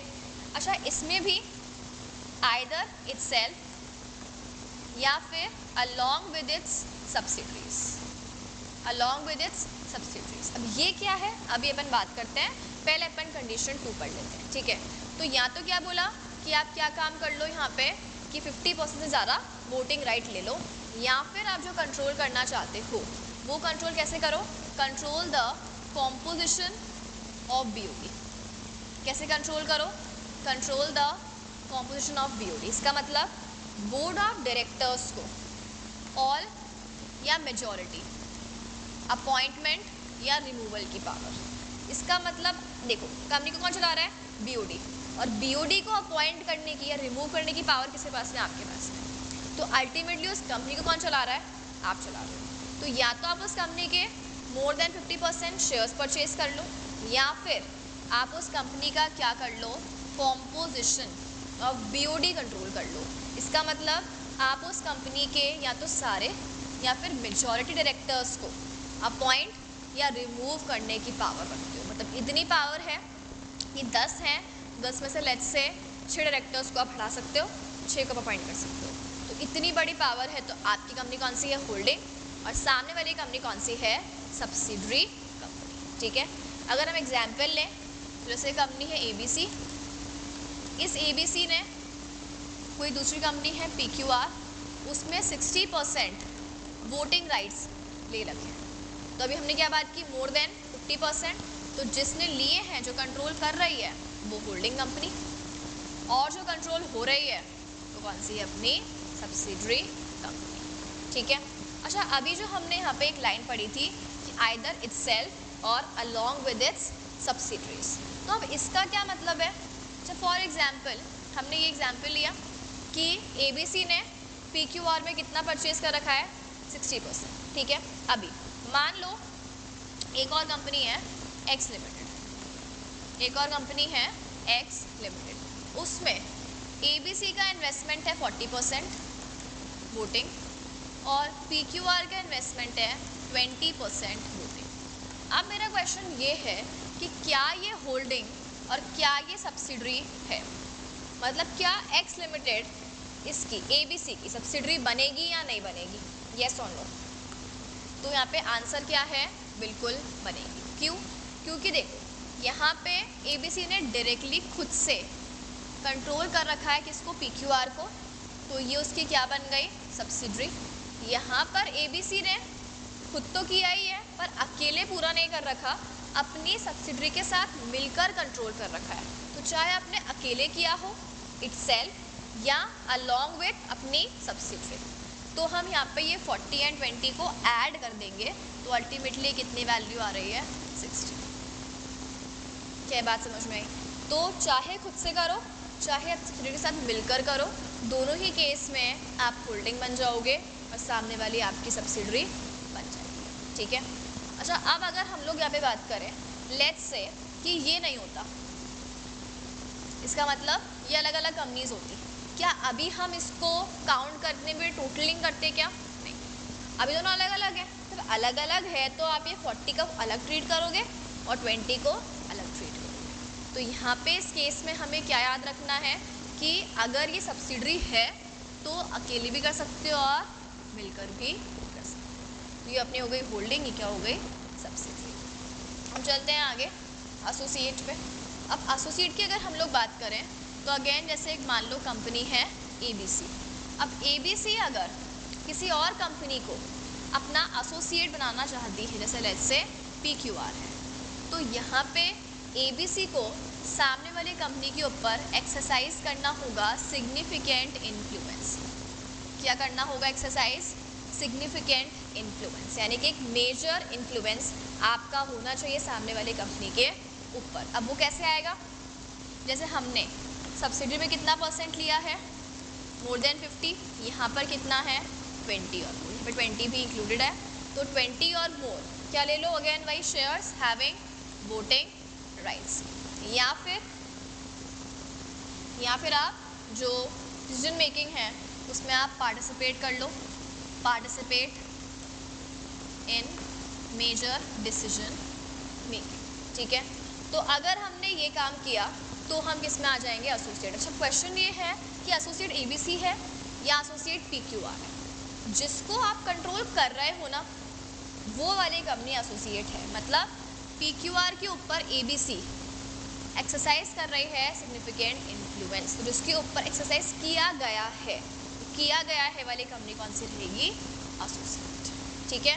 कैसे, 20% या मोर का क्या ले लो, वोटिंग राइट्स, या फिर डिसीजन मेकिंग में इवन क्या कर सकते हो आप, पार्टिसिपेट, तो आपका इन्वॉल्वमेंट तो हो ही गया। तो इनमें से कोई भी आपने काम किया तो आप क्या मान लिए जाओगे, हैविंग सिग्निफिकेंट इन्फ्लुएंस, और वो कंपनी आपकी क्या बन जाएगी, एसोसिएट कंपनी, ठीक है। हमने 3 पढ़ ली, कौन कौन सी, होल्डिंग, सब्सिडरी एंड एसोसिएट। जो 1-2 बातें और है, अगर हम बात करें तो इस केस में company includes body corporate, company includes body corporate. अच्छा अब इसका मतलब क्या है, नॉर्मली तो अपन उल्टा पढ़ते हैं, आपने पढ़ा होगा कि बॉडी कॉर्पोरेट एक वाइडर टर्म है, body corporate includes company. Body corporate मतलब ऐसा कोई भी आर्टिफिशियल पर्सन जो किसी भी अदरवाइज एक्ट में क्या है, रजिस्टर्ड है, तो कंपनी भी तो आती है, बिकॉज कंपनी भी क्या है, आर्टिफिशियल पर्सन जो कंपनीज एक्ट में क्या है, रजिस्टर्ड है। तो बॉडी कॉर्पोरेट में आती है ना कंपनी, तो उल्टा हो गया। अब उल्टा क्यों हुआ, उसके रीज़न समझो। फॉर एग्जाम्पल ये कंपनी है ABC, ये जो कंपनी है ये इंडिया की है, ठीक है, और एक और कंपनी है मान लो PINC, ये कंपनी है फॉरेन की। अभी इंडिया वाली कंपनी ने फॉरेन वाली कंपनी में 80% वोटिंग राइट्स परचेज कर लिया, 80%। क्या हम इसको होल्डिंग बोल सकते हैं, बिल्कुल होल्डिंग कंपनी बोलेंगे, और इसको हम क्या बोलेंगे, सब्सिडरी कंपनी बोलेंगे। पर क्या ये एक्चुअली कंपनी है या बॉडी कॉर्पोरेट है, ये कंपनी इंडिया की है क्या, नहीं। हम कंपनी किसको बोलते हैं, जो इंडियन कंपनीज एक्ट में रजिस्टर्ड है, पर ये तो बाहर की है, तो ये अपने एक्ट में रजिस्टर्ड होगी, तो उसको हम कंपनी तो बोल नहीं सकते हैं, इसको हम क्या बोलेंगे, बॉडी कॉर्पोरेट। अल्टीमेटली क्या है, बॉडी कॉर्पोरेट। तो अभी क्या हम इसको सब्सिडरी बॉडी कॉर्पोरेट बोलें, या हम बोलने में तो कंपनी ही बोलेंगे ना। तो इसीलिए यहाँ पे क्या बोला कि अल्टीमेटली है तो ये बॉडी कॉर्पोरेट, पर इस सेक्शन के लिए होल्डिंग सब्सिडरी के पर्पस के लिए बॉडी कॉर्पोरेट की जगह पे भी आप क्या वर्ड यूज़ कर लो, कंपनी। तो कंपनी मतलब इंडिया वाली कंपनी, और कोई अदरवाइज मतलब कंपनीज एक्ट वाली नहीं भी है तो वो भी कोई अदरवाइज है, तो उसको भी आप यहाँ पे कंपनी के नाम से ही बोलोगे। तो company include body corporate only for this section, बाकी हमेशा बॉडी कॉर्पोरेट एक वाइड टर्म है और कंपनी एक नैरो टर्म, ठीक है, ये हमें याद रखना है। चलो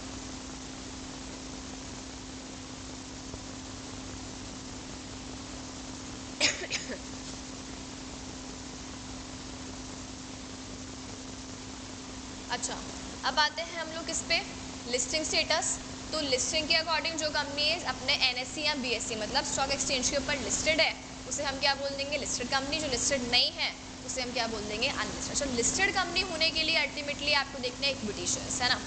अब यहाँ पे हमें एक लिस्ट गिवन है कि ये सारी कंपनी सिक्योरिटीज़ लिस्टेड तो है लेकिन फिर भी वो लिस्टेड कंपनी नहीं मानी जाएगी। फॉर एग्जाम्पल आपने ओनली अपने ऐसे प्रेफरेंस शेयर्स या ऐसे डिबेंचर लिस्ट करा रखे हैं जो नॉन कन्वर्टेबल है, मतलब वो कभी इक्विटी में कन्वर्ट ही नहीं होंगे, तो ओनली वो करवाए हुए हैं लिस्ट, तो आप लिस्टेड नहीं माने जाओगे।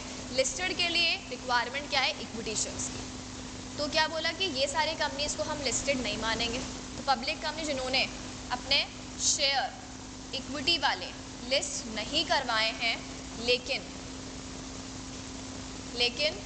डेट सिक्योरिटीज़ या फिर non convertible preference shares list करा रखे हैं, ठीक है, तो इक्विटी लिस्टेड नहीं है अल्टीमेटली। प्राइवेट कंपनी जिन्होंने अपने डेट सिक्योरिटीज़ लिस्ट करा रखी है, या फिर ऐसी कोई कंपनी जिन्होंने अपने रिकॉग्नाइज एक्सचेंज मतलब NSE BSE के अलावा कहीं और लिस्टिंग करा रखी छोटे मोटे एक्सचेंज पे, तो वो भी यहाँ पे इंक्लूड नहीं। मतलब अल्टीमेटली क्या बोल रहा है कि इक्विटी वाली कंपनीज ही इंक्लूड। चलो अब आ जाते हैं अदर, जो आप बेसिक जो कंपनीज कुछ बच गई वो सारी अदर्स में आ जाएंगी। सबसे पहले स्मॉल कंपनी। स्मॉल कंपनी यहाँ पे ऐसी कोई भी कंपनी को क्या होता है, स्मॉल कंपनी हम उसको क्यों बोल रहे हैं, ऐसा कुछ नहीं कि उसकी बिल्डिंग छोटी है या वो ऐसा है कि बहुत ही छोटे स्केल पे काम कर रही है। यहाँ पे हम स्मॉल कंपनी उसको बोलेंगे जो ऐसा काम कर रही है कि उसका कैपिटल और टर्नओवर एक लिमिट के विद इन है, ठीक है। तो अल्टीमेटली बिल्डिंग से काम नहीं हो रहा है, बहुत स्मॉल स्केल पे नहीं हो रहा। स्मॉल स्केल जो है वो हम आपको बता रहे हैं कि हम आपको एक लिमिट दे रहे हैं, अगर आप वो लिमिट के अंदर अंदर काम करते हो तो आप कौन सी कंपनी हो, स्मॉल कंपनी हो। अगर आप उस लिमिट के विद इन काम नहीं करते, बियॉन्ड जाते हो, तो फिर आप स्मॉल कंपनी नहीं हो। अब फ़ायदा क्या है स्मॉल कंपनी होने का या स्मॉल कंपनी नहीं होने का? देखो जैसे फॉर एग्जांपल छोटे बच्चे होते हैं, तो छोटे बच्चे हैं, अब वो कोई उल्टा काम कर, फॉर एग्जांपल कोई कांच की प्लेट तोड़ दी उन्होंने, या कुछ भी टीवी का रिमोट फोड़ दिया, टीवी फोड़ दी, तो क्या मम्मी उनको इतना मारेगी कि उनकी खून निकल जाए? नहीं मारेगी ना। लेकिन मान लो कोई बड़ा बच्चा है आप लोगों, और आप लोगों ने ऐसे चलते फिरते और आपका पैर भिड़ गया किसी से, या टीवी में आप घुस गए, जो भी है, आपसे कुछ उल्टा फुल्टा सामान टूट जाता है, आपके साथ क्या होगा? क्या आपके साथ वही ट्रीटमेंट होगा जो वो छोटे बच्चे के साथ हुआ था? नहीं, आपको तो इतना मारेंगे कि आपका खून भी निकल सकता है, क्योंकि आप बड़े हो, आप समझदार हो। लेकिन वो छोटा बच्चा है तो उसको हम थोड़ी बहुत कह देते हैं बेनिफिट, एग्जेम्पशन, है ना। तो वैसे ही सेम यही है कि कोई कंपनी, ऐसी अभी नई नई कंपनी बनी है, पहले हम डर डर के आए हैं क्योंकि कंपनीज एक्ट कम तो है नहीं, इतना मतलब ब्रॉड है। अभी हम क्या थे, सो प्रोप्राइटरशिप में थे, अभी हम इतना एक्सपैंड होकर कंपनी में आए हैं, तो पहले इतनी सारे कंप्लायंसेस कंपनीज एक्ट की ऑलरेडी हमारे ऊपर है। फिर आप और बॉम्ब फोड़ दो कि यार ऐसे ये कर दिया तो ये पेनल्टी ये आ रही है, ये आ रही है, इतने सारे काम करें, तो हम बिजनेस करें या कंपनीज एक्ट में उलझे रहें कि क्या करना है क्या नहीं करना। तो कंपनी से क्या बोलता है, ठीक है तुम नए नए आए हो, छोटे लेवल पे काम कर रहे हो ना, ओके, बिल्डिंग वाइज नहीं, लिमिट वाइज, तो अभी हम तुम्हें थोड़े बहुत क्या देंगे, बेनिफिट देंगे, जब तक तुम स्मॉल कंपनी।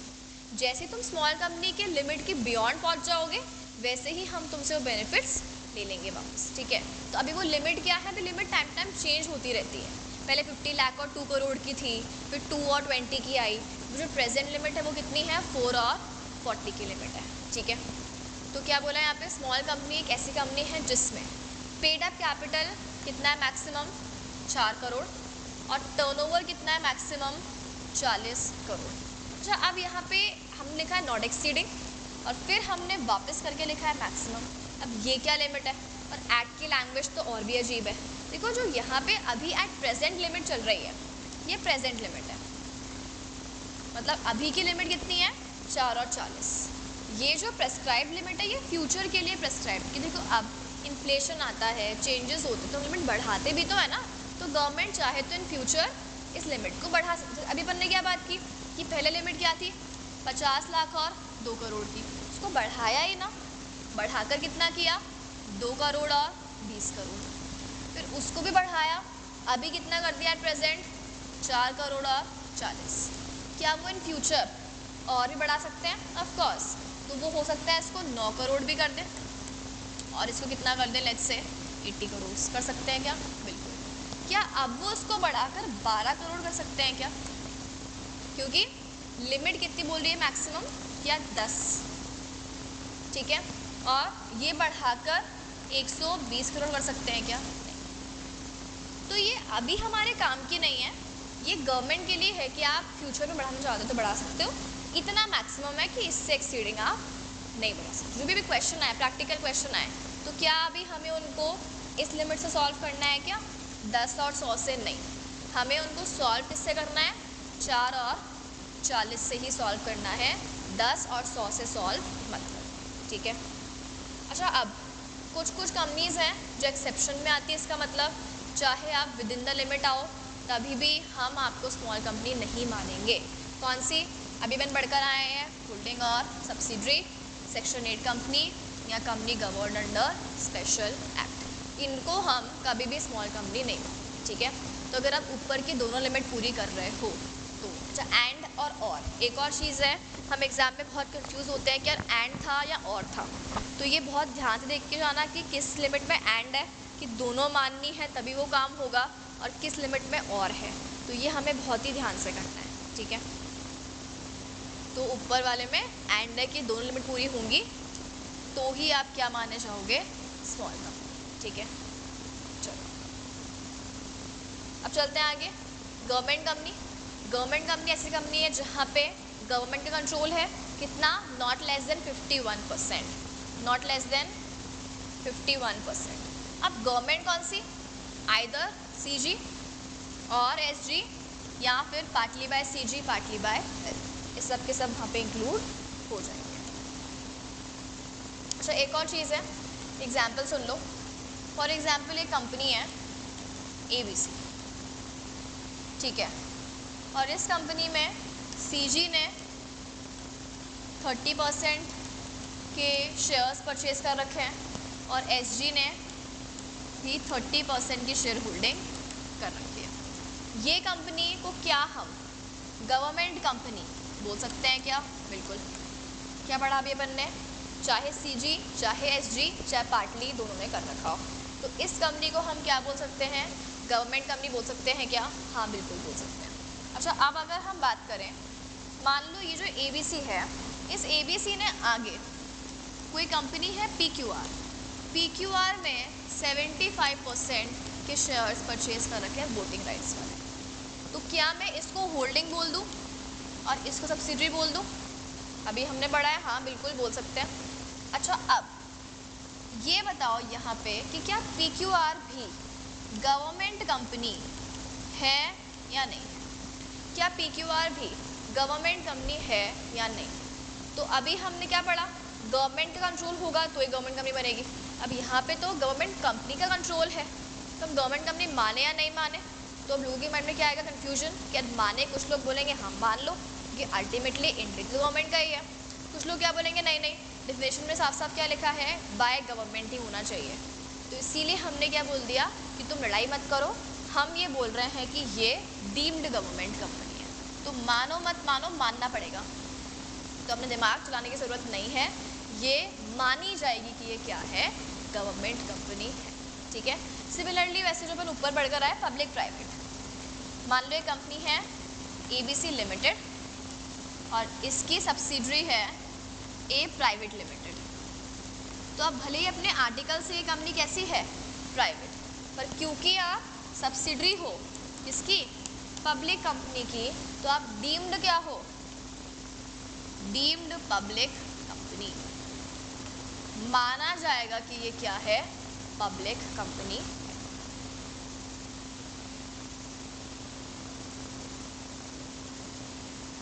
ठीक है, चलो अब आते हैं नेक्स्ट अपनी कौन सी आती है, डोरमेंट कंपनी। जो डोरमेंट कंपनी अपन बाद में पढ़ लेंगे डिटेल में, इसका अपना पूरा एक चैप्टर भी है। तो डोरमेंट कंपनी अभी के लिए क्या, मान लो ऐसी कंपनी जो कोई भी वर्क अभी नहीं करना चाहती है पर वो इन फ्यूचर काम अपना करना चाहती है, तो वो अभी वो डोरमेंट का स्टेटस ले लेगी। डिटेल में अपना पूरा चैप्टर है, पढ़ लेंगे। आगे आ जाओ, नेक्स्ट है अपनी फॉरेन कंपनी। तो ऐसी company which is incorporated outside India, मान लो कोई कंपनी जो बनी है जर्मनी में, ठीक है, और उसका प्लेस ऑफ बिजनेस कहाँ पर है, इंडिया में, तो इनकॉर्पोरेट कहाँ पर हुई है, इंडिया के बाहर, और प्लेस ऑफ बिजनेस कहाँ पर है, इन इंडिया, चाहे डायरेक्टली चाहे इनडायरेक्टली, ठीक है, चाहे फिजिकली चाहे इलेक्ट्रॉनिकली। चाहे फिजिकल आके आप करो सेटअप, आजकल के टाइम पे तो सब कुछ कैसे होता है, इलेक्ट्रॉनिकली होता है, जैसे अमेजोन वगैरह कैसे काम कर रहे हैं इलेक्ट्रॉनिकली, तो वो भी किस में माना जाएगा, फॉरेन कंपनी में ही माना जाएगा। तो चाहे फिजिकली हो चाहे इलेक्ट्रॉनिकली, चाहे डायरेक्टली आओ आप या एजेंट, इंडिया में ही आपने एजेंट अपॉइंट कर लिया, तो ये सब के सब किस में इंक्लूड किए जाएंगे, फॉरेन कंपनी में ही इंक्लूड किए जाएंगे।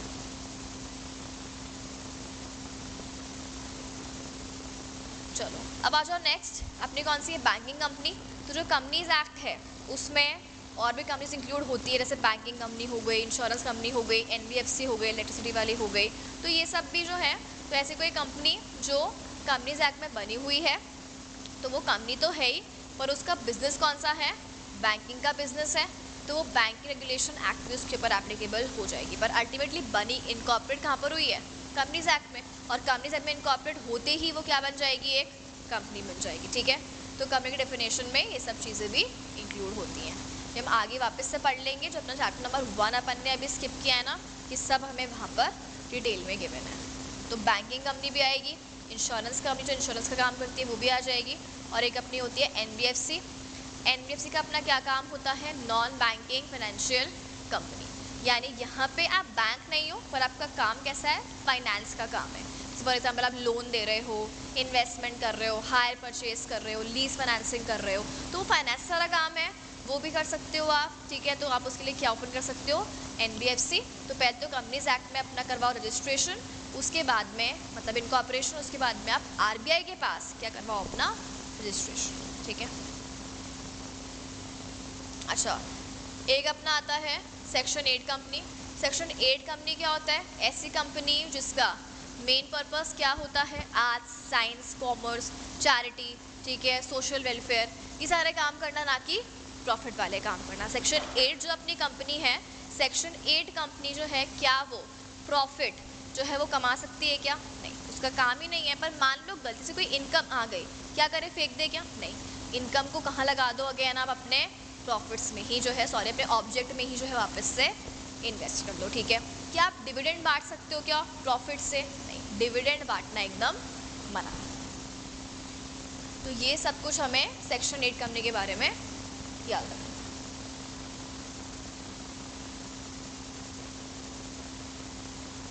चलो, ये वही एनबीएफसी का हमने पहले देख लिया। अच्छा, एक अपनी होती है प्रोड्यूसर कंपनी। इनका मेन काम क्या होता है, जो सारे फार्मर्स वाले या जो अपने प्राइमरी सेक्टर की एक्टिविटीज़ है ना, वो सारे काम करने के लिए कुछ लोगों ने आपस में मिलकर एक क्या फॉर्म कर ली, कंपनी फॉर्म कर ली। जैसे example production, harvesting, procurement, grading, marketing, selling, export, मतलब सारे के सारे काम प्रोड्यूस और इनसे रिलेटेड हैं, तो वो किस में आ जाएंगे, एक प्रोड्यूसर कंपनी में आ जाएंगे। अच्छा, एक होती है अपनी जेवी, जॉइंट वेंचर, यानी कुछ लोग आपस में मिलकर क्या फॉर्म करते हैं, एक मतलब पर्टिकुलर बिजनेस करने के लिए, पर्टिकुलर टाइम के लिए कुछ अग्रीमेंट में एंटर करते हैं, तो उसे हम क्या बोलते हैं, जॉइंट वेंचर। ये आपके डिटेल में जो है पेपर नंबर 3 उसमें आ जाता है।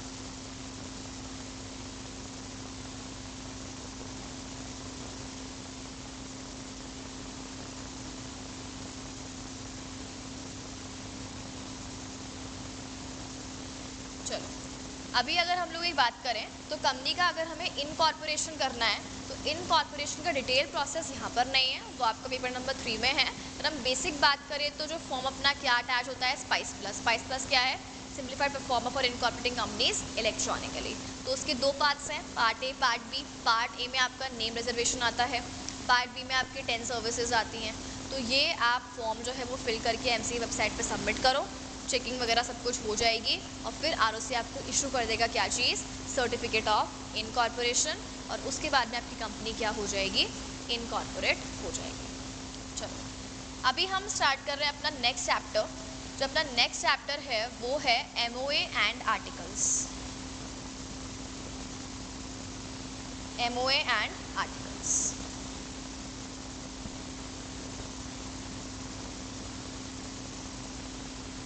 अच्छा, अगर हम बात करें तो कोई पर्सन होता है, तो अब पर्सन है तो उसका भी लाइफ में कुछ ऑब्जेक्टिव है ना, कि उसको ये काम करना है, ये जॉब करनी है, पढ़ाई करनी है।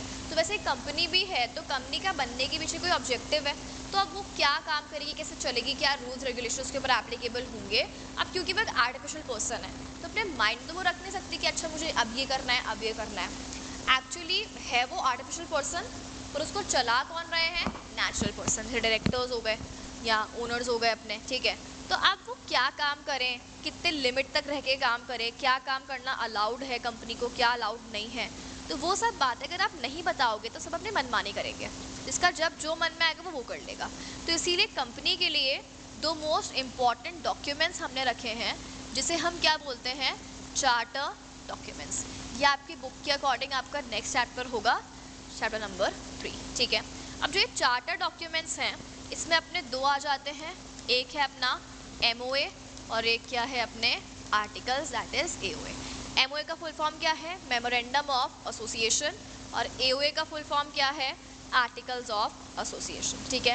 अच्छा, जो एमओए है उसमें अपने 6 क्लॉजेस होते हैं, एमओए कंटेन 6 क्लॉजेस, और आर्टिकल्स जो है उसमें क्या होते हैं, rules and regulations for internal management. Company कैसे चलानी है, इंटरनली कैसे मैनेजमेंट होगा, उसके लिए क्या बनाए हुए हैं, rules and regulation for internal management of the company. अच्छा, अब अगर हम बात करें एमओए की, तो बेसिकली जो एमओए है वो बताता है कि कंपनी के पास क्या क्या पावर्स हैं, कितना उसका स्कोप है। तो जो चीज़ें एमओए में लिखी हुई है कंपनी ओनली वही काम कर सकती है। जो चीज़ें एमओए में लिखी हुई नहीं है, क्या कंपनी वो काम कर सकती है क्या नहीं, तो एमओए के बियॉन्ड जाकर कंपनी कोई भी काम नहीं कर सकती है। अगर किया तो वो क्या मान लिया जाएगा, वॉइड मान लिया जाएगा, वॉइड एब इनिशियो। अभी इसका डॉक्ट्राइन भी है, वो हम पढ़ेंगे आगे जाके। अभी के लिए याद रखो कि एमओए में क्या लिखा होता है, कंपनी के पास क्या क्या पावर्स हैं और क्या क्या स्कोप है, कितना कितना वो एक्टिविटीज़ कर सकती है। जो चीज़ें लिखी हुई नहीं है वो लिमिटेशंस हैं, मतलब जो लिखा हुआ है वो तो कर सकते हो, जो लिखा हुआ नहीं है क्या वो काम कर सकते हो क्या नहीं। ठीक है, अभी इसके 6 क्लॉजेज हैं। सबसे पहले आता है अपना नेम क्लॉज, इसके बाद में आता है अपना registered office clause, object clause, liability clause, capital clause and then subscription clause. अब नेम क्लॉज है, तो नेम क्लॉज में सबसे पहले हम लोग कंपनी का नाम लिखेंगे। अच्छा, क्या कंपनी का नाम सेम होगा मेंबर के नाम पे? मेंबर अभी हमने पढ़ा अलग है, कंपनी अलग है, तो सेम नाम थोड़ी माना जाएगा। कंपनी को आपको अपना खुद का नाम एक अलग से देना होगा। तो मान लो हमने कंपनी का नाम क्या रख लिया, ABC लिमिटेड। अच्छा, इसके बाद में कंपनी के पास क्या होना चाहिए, एक जगह प्रॉपर, एक रजिस्टर्ड ऑफिस। तो लेट्स से हमने उसका ऑफिस कहाँ पे रखा, राजस्थान में। कहाँ पर है, जयपुर।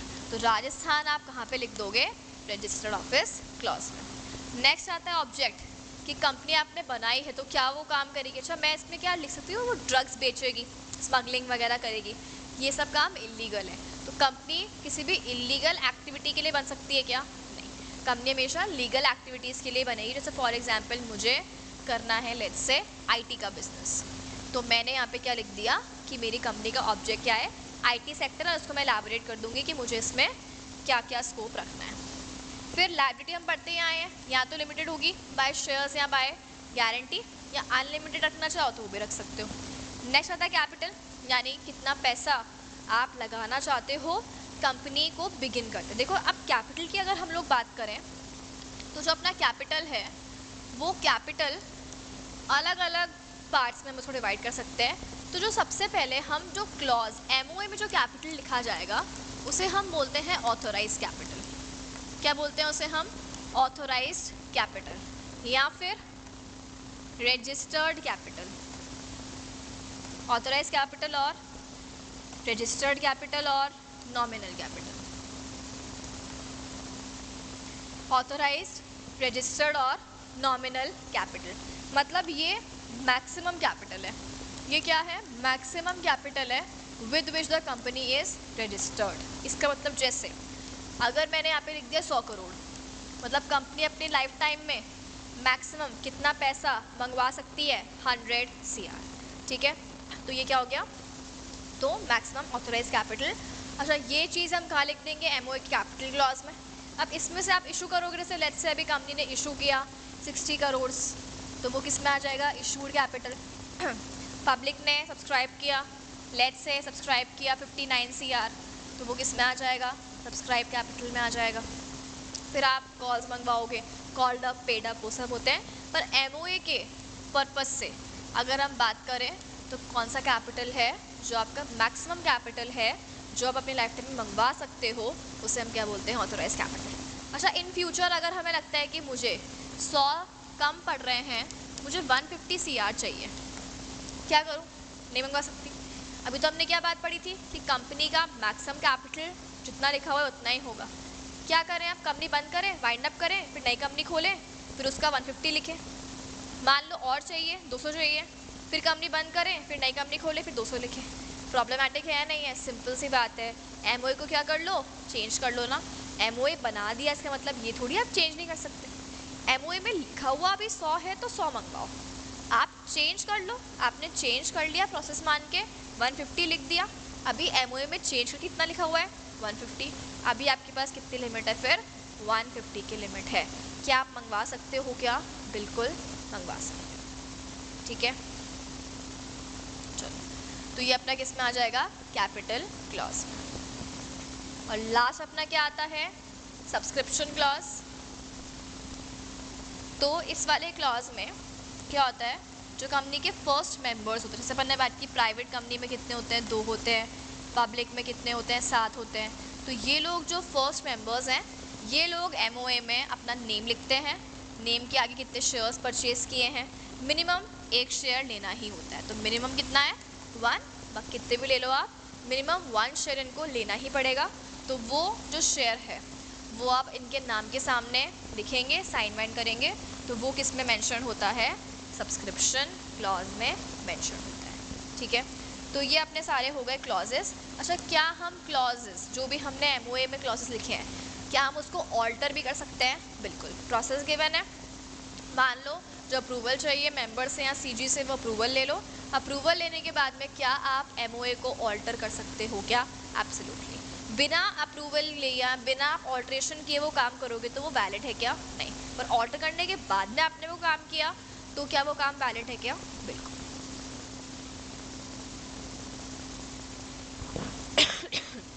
सॉरी।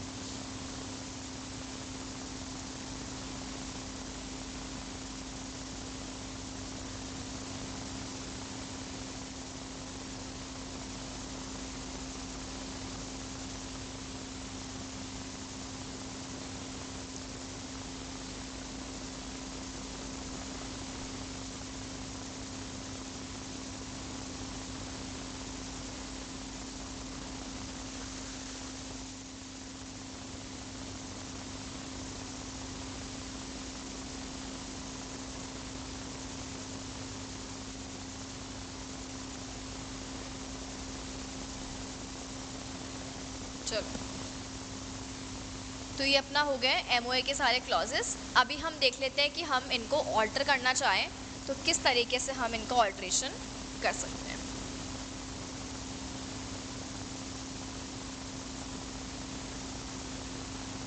अच्छा, 1-2 और चीज़ें हैं नेम क्लॉज के बारे में, कि क्या आपका नेम किसी और कंपनी के नाम से आइडेंटिकल या रिजेंबल होना चाहिए, मतलब सिमिलर हो गया तो ऐसे पब्लिक के माइंड में क्या आएगी, कन्फ्यूजन। तो क्या आपका नाम किसी और कंपनी के नाम से सिमिलर या आइडेंटिकल होना चाहिए क्या?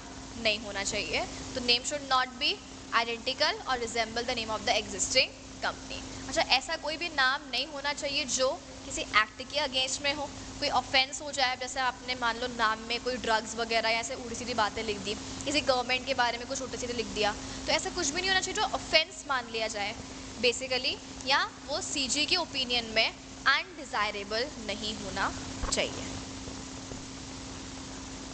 और ये कुछ वर्ड्स हैं, जैसे example board, commission, federal, Republic, ये सारे वर्ड्स गवर्नमेंट से कनेक्टेड हैं। तो अगर आपको अपने नेम में ये सारे वर्ड्स को ऐड करना है तो पहले आप सीजी की क्या ले लो, परमिशन, और उसके बाद ही आप ये सारे वर्ड्स नेम में ऐड कर सकते हो। चलो, अब आ जाओ नेक्स्ट ऑल्ट्रेशन पे।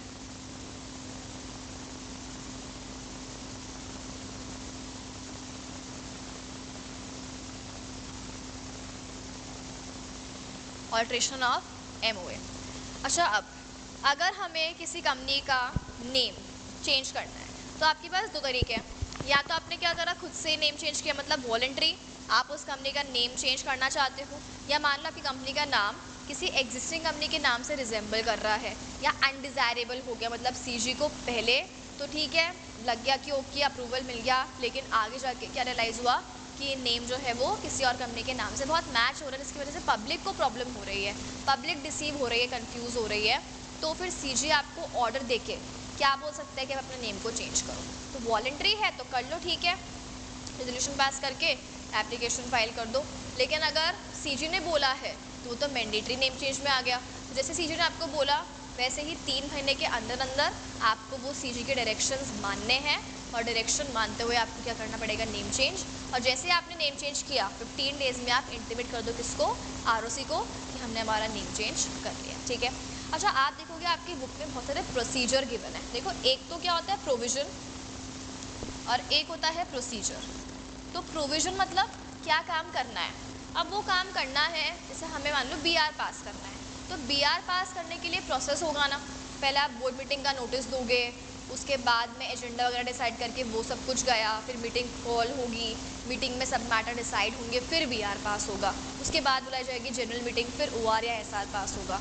तो प्रोसेस मतलब स्टेप बाय स्टेप। तो आपकी बुक में इतने सारे प्रोसीजर गिवन है, आप एक एक को बैठ के याद नहीं कर सकते हो। तो आपको क्या करना है वहाँ पे, जैसे हमने प्रोविजन सबके पढ़ लिए, प्रोविजन पढ़ने के बाद में आप 1 2 3 या मैक्सिमम मान लो 4-5 प्रोसीजर देख लो, तो आपको वो लैंग्वेज पढ़ के ना बनाने आ जाएगा कि अच्छा इस तरीके से हम प्रोसेस लिखते हैं, इशू नोटिस और उसके बाद ये, उसके बाद ये, उसके बाद ये। तो कुछ वो नया नहीं है, वो प्रोविजन से ही बनाया गया है। तो आप हर किसी का अगर आप देखो तो अपने 1000 पेजेस की, ऑलमोस्ट 1000 पेजेस की अपने मॉड्यूल है। क्या आपके लिए प्रैक्टिकली पॉसिबल है सब कुछ याद करना? नहीं। तो इसीलिए हमें यहाँ पे हार्ड वर्क की जगह स्मार्ट स्टडी करनी है। तो जितने भी प्रोसीजर्स है ना, उस पर दिमाग लगाना ही नहीं है। 5-6-7 अच्छे से एक बार रीड करके देख लो प्रोविजन के साथ। पहले पढ़ो प्रोविजन, उसके बाद पढ़ो प्रोसीजर, तो आपको ऑटोमेटिकली बनाने आ जाएगा कि अच्छा इस तरीके से हम बनाकर और प्रोसीजर ऑटोमेटिक खुद ही लिख सकते हैं, हर चीज़ को याद नहीं करना होता है। ठीक है, तो यहाँ पर भी आपको हर एक ऑल्ट्रेशन में क्या गिवन है, प्रोसीजर ही प्रोसीजर। तो प्रोविजन याद रख लो, प्रोसीजर आपका ऑटोमेटिकली बन जाएगा।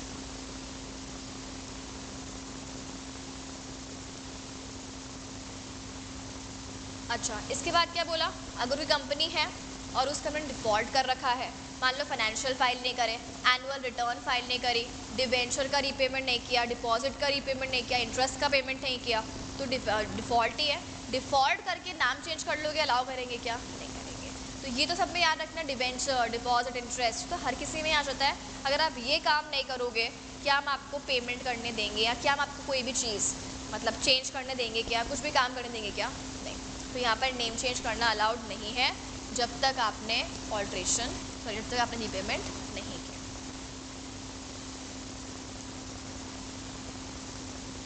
अच्छा, इसके बाद क्या बोला, अगर कंपनी ने अपना नेम चेंज किया है तो पुराने वाले नाम के साथ आपको नया वाला नेम भी क्या करना है, अटैच करके रखना है। कितने सालों तक? 2 साल। ठीक है, तो ये चीज़ हमें यहाँ पे ध्यान रखनी है। चलो अब आ जाओ, नेक्स्ट है। नेक्स्ट क्या है अपना, alteration of registered office clause. अब देखो यहाँ पे सिचुएशन थी, देखो यहाँ पे 4 पॉइंट्स हैं। एक तो आप करो with in the same city, same city में आपने लोकल एरिया में कर लिया। एक आप कर रहे हो सिटी के बाहर। ठीक है, एग्जाम्पल ले लेते हैं। फर्स्ट एग्जाम्पल मान लो कि आप with in the same city कर रहे हो, तो आपने जयपुर के जयपुर में ही हो और आप पहले थे मानसरोवर में, अभी आप लेट्स से पहुँच गए वैशाली नगर। ठीक है, तो आपने मानसरोवर से वैशाली में चेंज किया, सिचुएशन नंबर 1। आपने चेंज किया मानसरोवर से कहाँ पे, वैशाली, तो ये आपका क्या हो गया, सिचुएशन नंबर 1। तो इसका मतलब with in the same city. आपने क्या किया, with in the same city. क्या स्टेट चेंज हुआ? नहीं। अच्छा, इसके अलावा आप सिटी भी चेंज कर सकते हो। जैसे फॉर एग्जांपल पहले आप थे जयपुर में, अभी आप कहाँ पहुँच गए, उदयपुर में। तो अगेन क्या यहाँ पे सिटी चेंज हुई? क्या सिटी चेंज हुई, स्टेट चेंज हुआ? नहीं। ठीक है, अब आते हैं थर्ड पे। थर्ड वाले में सुनना ध्यान से। जैसे फॉर एग्जांपल हम लोग पहले मुंबई में थे, मुंबई से हमने चेंज किया पुणे। अब ये तो सेम लग रहा है ना कि स्टेट तो सेम ही है, स्टेट तो कौन सा है, महाराष्ट्र ही है। फिर इसका हमने अलग से पॉइंट क्यों बनाया? बिकॉज यहाँ पे 2 आरओसी है, एक आरओसी मुंबई में है और एक आरओसी पुणे में है। तो यहाँ पे स्टेट चेंज नहीं हुआ, बट सिटी हमने ऐसे चेंज की कि अपना आरओसी भी क्या हो गया, चेंज हो गया। इन दोनों केसेस में आरओसी चेंज नहीं हुआ था और यहाँ पे आरओसी चेंज हो गया, बट स्टेट सेम है। तो एक तो याद रखना महाराष्ट्र और एक याद रखना तमिलनाडु। ठीक है, तो महाराष्ट्र में कहाँ पर है, मुंबई और पुणे, और तमिलनाडु में है आपका चेन्नई और कोयम्बटूर में। तो यहाँ पे इस केस में आरओसी क्या हो गया, डिफरेंट हो गया, पर स्टेट आपका अगेन सेम है। और अब चलते हैं लास्ट अपना कौन सा है, डिफरेंट स्टेट। पहले मान लो हम राजस्थान में थे, अभी हम कहाँ पहुँच गए, महाराष्ट्र में। अभी ये 4 सिचुएशन है, इसके अकॉर्डिंग आप क्या कर सकते हो, अपना रजिस्टर्ड ऑफिस का एड्रेस चेंज कर सकते हो। अब एमओए का ऑल्ट्रेशन ओनली लास्ट केस में होगा। एमओए ऑल्टर ओनली कहाँ होगा, लास्ट केस में। बाकी तीनों ही केसेस में एमओए का ऑल्ट्रेशन होगा। क्या, एमओए का ऑल्ट्रेशन नहीं होगा। अब देखो ना, फर्स्ट वाला केस है, फर्स्ट वाले केस में तो एकदम सिंपल है। क्या हमें मेंबर से अप्रूवल लेनी पड़ेगी? क्या मेंबर बोलेंगे पागल हो गया, वैशाली से जा रहे हो मानसरोवर, इतने में दिमाग ख़राब कर दिया, मीटिंग कॉल कर ली, हम तुम्हें फालतू दिख रहे हैं क्या? तो मेंबर्स इतने से में नहीं आएंगे। तो फर्स्ट वाले केस में ओनली क्या पास कर लो, BR पास कर लो। सेकेंड वाले केस में स्टेट चेंज नहीं हुआ बट ठीक है, मेंबर से अप्रूवल चाहिए तो क्या पास करोगे, SR। थर्ड में भी और फोर्थ में भी SR तो पास होगा ही होगा, ठीक है। अच्छा, इसके अलावा अगर हम बात करें थर्ड वाले में चेंज हो रहा है ROC, तो हमें ROC चेंज हो रहा है, इसीलिए हमें परमिशन लेनी है किसकी, RD की। हमें अप्रूवल चाहिए किसका, RD कौन है, रीजनल डायरेक्टर। हमें RD का अप्रूवल लेना पड़ेगा। तो RD हेड होता है बेसिकली, ऐसे 2-4 ROCs के ऊपर एक हेड होता है, तो ROCs के हेड को हम क्या बोलते हैं, RD, रीजनल डायरेक्टर। तो यहाँ पर आपको एप्लीकेशन लगा के RD से अप्रूवल लेना पड़ेगा। और लास्ट केस में देखो क्या बोला कि स्टेट ही चेंज हो रहा है, तब दिक्कत आ सकती है लोगों को। जैसे फॉर एग्जांपल अपने हो गए क्रेडिटर या अपने हो गए डिबेंचर होल्डर्स, इन सबको प्रॉब्लम आ सकती है ना, बिल्कुल आ सकती है। तो अब अगर इन सबको प्रॉब्लम है स्टेट चेंज करने से, क्योंकि ऑब्वियस है ना कि इनका पैसा कंपनी में अटका हुआ है, और आप अगर इनका पैसा नहीं दोगे तो उस केस में इनको प्रॉब्लम आएगी क्या, ऑफ कोर्स आएगी। तो क्या बोला है सिचुएशन में कि इनको प्रॉब्लम आएगी, तो पहले कंपनी इनसे क्या लेगी, कंसेंट लेगी। पहले कंपनी क्या लेगी इनसे, कंसेंट, और कंसेंट लेने के बाद ही अगर कंसेंट मिल गई तो आप ऑफिस चेंज कर लो। मान लो कंसेंट नहीं मिली, अगर कंसेंट नहीं मिली तो फिर आप इनका क्या करो, प्रीपेमेंट। अगर कंसेंट नहीं मिली तो आप इनका क्या करो, प्रीपेमेंट, मतलब इनको मतलब भेजो ना, कंपनी से बाहर भेजो, पेमेंट करो, ख़त्म हो गए, अभी जाओ फिर आराम से, तो वो कर दो। तो ये आपको पूरा अगेन आप बुक में आपको पूरे प्रोसीजर गिवन है कि अप्रूवल कैसे लेना है, एप्लीकेशन लगाओ, फिर वो हाँ बोलेगा, इतने डेज में फाइलिंग करो और उसी के पास में तो पूरा प्रोसेस गिवन है, वो रीडिंग करके आपको समझ में आ जाएगा, ठीक है। अब चलते हैं आगे। तो ये अपना रजिस्टर्ड ऑफिस का पूरा हो गया।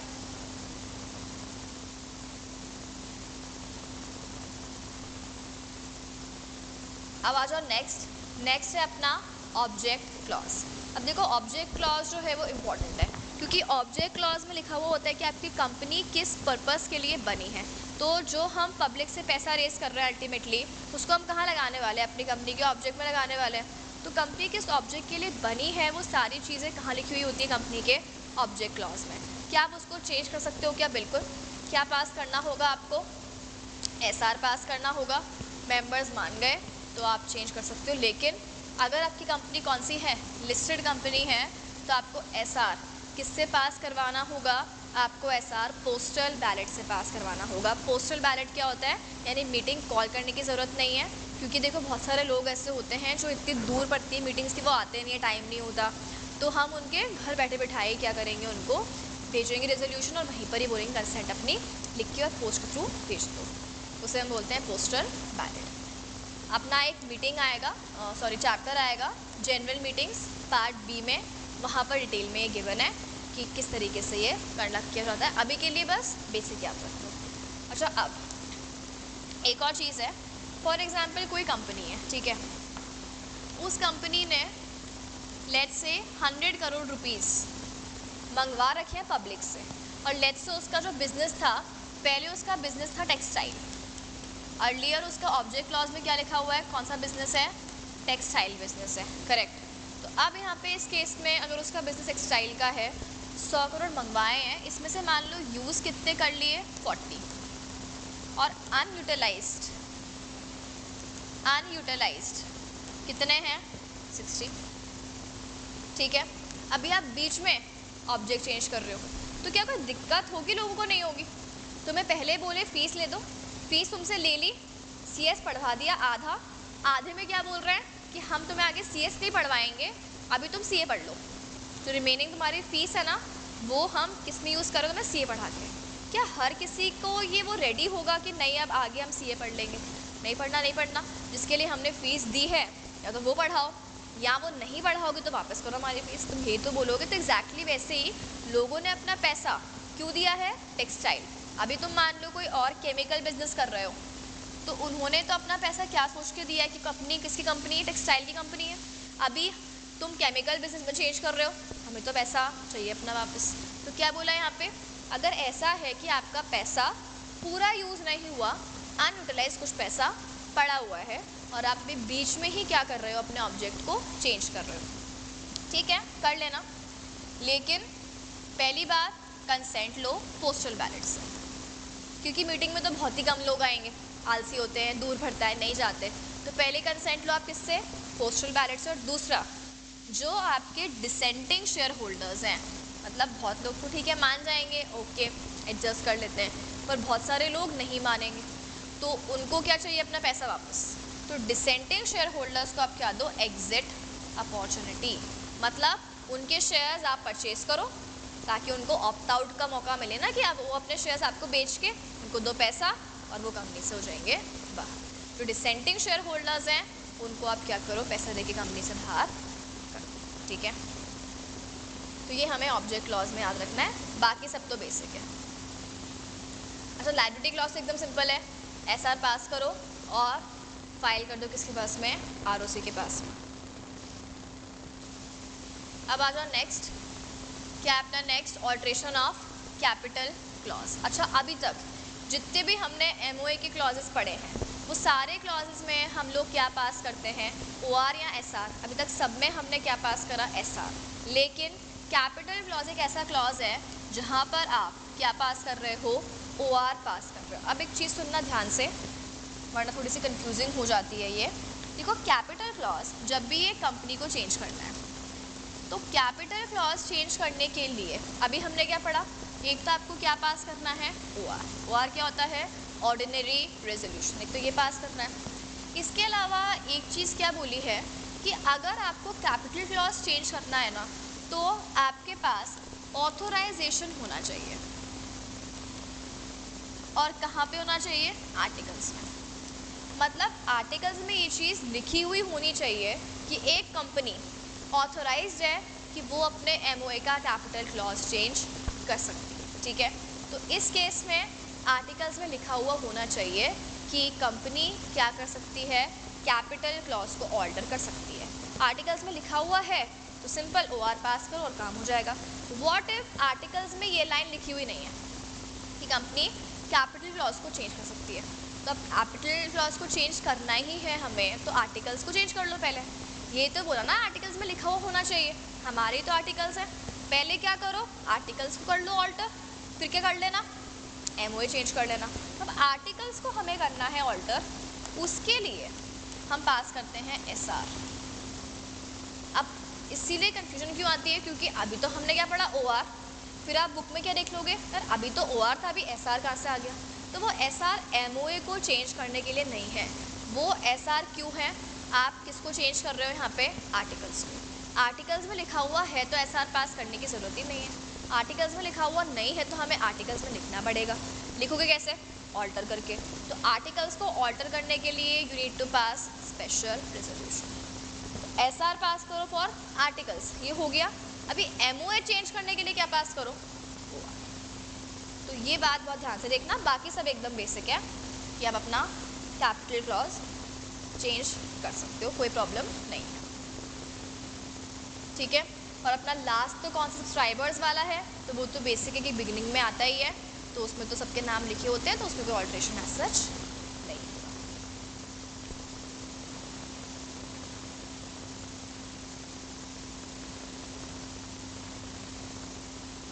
चलो अब चलते हैं नेक्स्ट टॉपिक पे।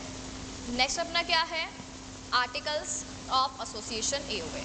अब आर्टिकल्स में अपने क्या लिखे हुए होते हैं, bylaws, rules and regulation for internal management of the company. Company के इंटरनल मैनेजमेंट के लिए रूल्स एंड रेगुलेशंस यहाँ पर मेंशन होते हैं, ठीक है। अच्छा, अगेन क्या आप इसको भी चेंज कर सकते हो, बिल्कुल।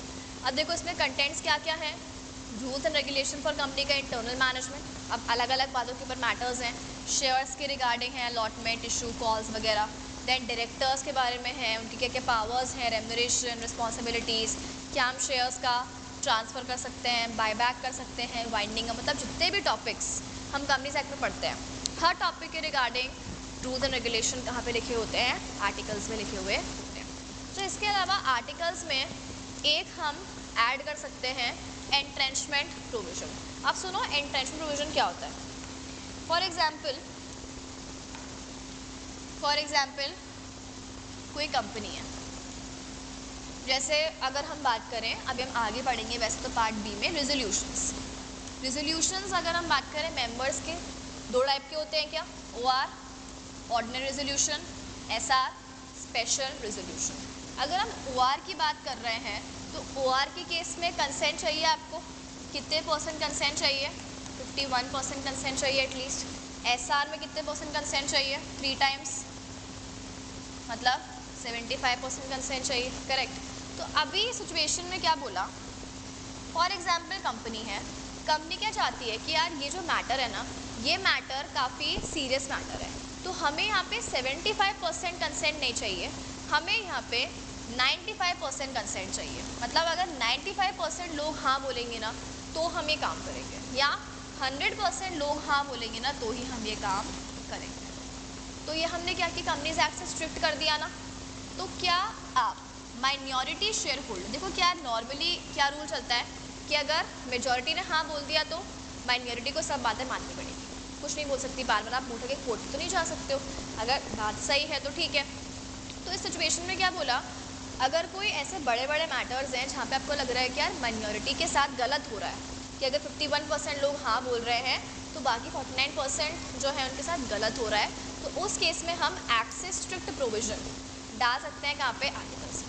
तो जहाँ पे एक्ट में लिखा हुआ है 75%, वहाँ पर आपने स्ट्रिक्ट करके कितना कर दिया, 100। तो इसे हम क्या बोलते हैं, आपने क्या ऐड किया, एंट्रेंचमेंट प्रोविजन।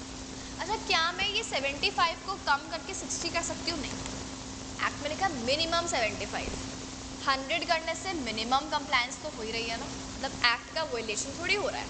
हमने एक्ट का वोलेशन कब होता, जब हम 75 को 60 कर देते, तो मिनिमम भी नहीं मान रहे, तो कम नहीं करना, मतलब स्ट्रिक्ट करना है, लीनियंट नहीं करना, ठीक है। तो उसे हम बोलते हैं एंट्रेंचमेंट प्रोविजन। अच्छा, आप क्या बोला है कि ये जो एंट्रेंचमेंट प्रोविजंस है ये आप कब डाल सकते हो, या तो जब कंपनी बनी ही है, इनकॉर्पोरेट हुई है तो बिगिनिंग में ही डाल दो, ठीक है, या फिर मान लो आपको आगे जाके ऑल्ट्रेशन करना है तो आप आगे जाके भी ऐड कर सकते हो। अब पब्लिक कंपनी को अगर एंट्रेंचमेंट प्रोविजन ऐड करने हैं तो पहले SR पास करना होगा, प्राइवेट कंपनी को अगर एंट्रेंचमेंट प्रोविजन ऐड करने हैं तो 100% मेंबर से कंसेंट लेनी पड़ेगी, मतलब 100% मेंबर्स मान जाएंगे तो ही आप क्या कर पाओगे, एंट्रेंचमेंट के प्रोविजंस को ऐड कर पाओगे। ठीक है, चलो अब आते हैं आगे। नेक्स्ट अपना टॉपिक क्या है, ऑल्ट्रेशन ऑफ आर्टिकल्स। क्या हम कर सकते हैं, बिल्कुल अभी हमने पढ़ाई था, क्या पास कर लो, SR पास कर लो। अच्छा, इसमें एक और चीज़ बोला है कि क्या कन्वर्जन करोगे, जैसे अपनी एक होती है कंपनी पब्लिक से हम चेंज कर रहे हैं किसमें, प्राइवेट में, कर सकते हो, बिल्कुल आर्टिकल्स चेंज होंगे ना, क्योंकि प्राइवेट कंपनी में रेस्ट्रिक्शंस वगैरह भी होते हैं, पब्लिक को नहीं बुलाना, वो सारी चीज़ें। पब्लिक कंपनी में सब कुछ फ्रीली अवेलेबल है, फ्रीली ट्रांसफरेबल है, तो आप आर्टिकल्स को चेंज करोगे। तो जब कन्वर्जन हो रहा है तब भी आपका ऑल्ट्रेशन तो होगा ही होगा। अच्छा, इसके अलावा एक है कि अगर अपने पास बात करें, कंपनीज एक्ट है, MOA है, आर्टिकल्स है, तो चलेगी किसकी, कंपनीज एक्ट। कंपनीज एक्ट है अपने दादाजी, MOA है अपने पापा, और आर्टिकल्स है बेटा, सन, ठीक है। तो बात मानी किसकी जाएगी, दादाजी की, उसके बाद पापा, और लास्ट में बेटा। मतलब अगर कुछ चीज़ लिखी कंपनीज एक्ट में और कुछ चीज़ लिखी आर्टिकल्स में, अलग अलग बातें हो रही है, किसकी बात माननी पड़ेगी, कंपनीज एक्ट, ठीक है। तो ये अपना इस तरीके से चलो अब आ जाते हैं अपने लास्ट टॉपिक पे इस चैप्टर के, क्या है अपना डॉक्ट्राइन्स। अब देखो जो डॉक्ट्राइन्स हैं, अगर हम बात करें मॉड्यूल में, तो मॉड्यूल में ये आपके चैप्टर नंबर 1 में गिवन है, तो थोड़ा सा सीक्वेंस वहाँ पे अलग अलग है, तो आप सीक्वेंस ठीक कर लेना। डॉक्ट्राइन्स आपको इसी चैप्टर के बाद पढ़ने हैं। अच्छा, अपना फर्स्ट डॉक्ट्राइन क्या है, डॉक्ट्रिन ऑफ अल्ट्रा वायर्स। ये अभी अपन ने बात की थी बिगिनिंग में भी, कोई भी ऐसी चीज़ जो MOA में लिखी हुई है आप वही कर सकते हो, कोई भी चीज़ जो MOA में लिखी हुई नहीं है उसे हम बोलते हैं अल्ट्रा वायर्स। अल्ट्रा वायर्स मतलब बियॉन्ड द पावर्स।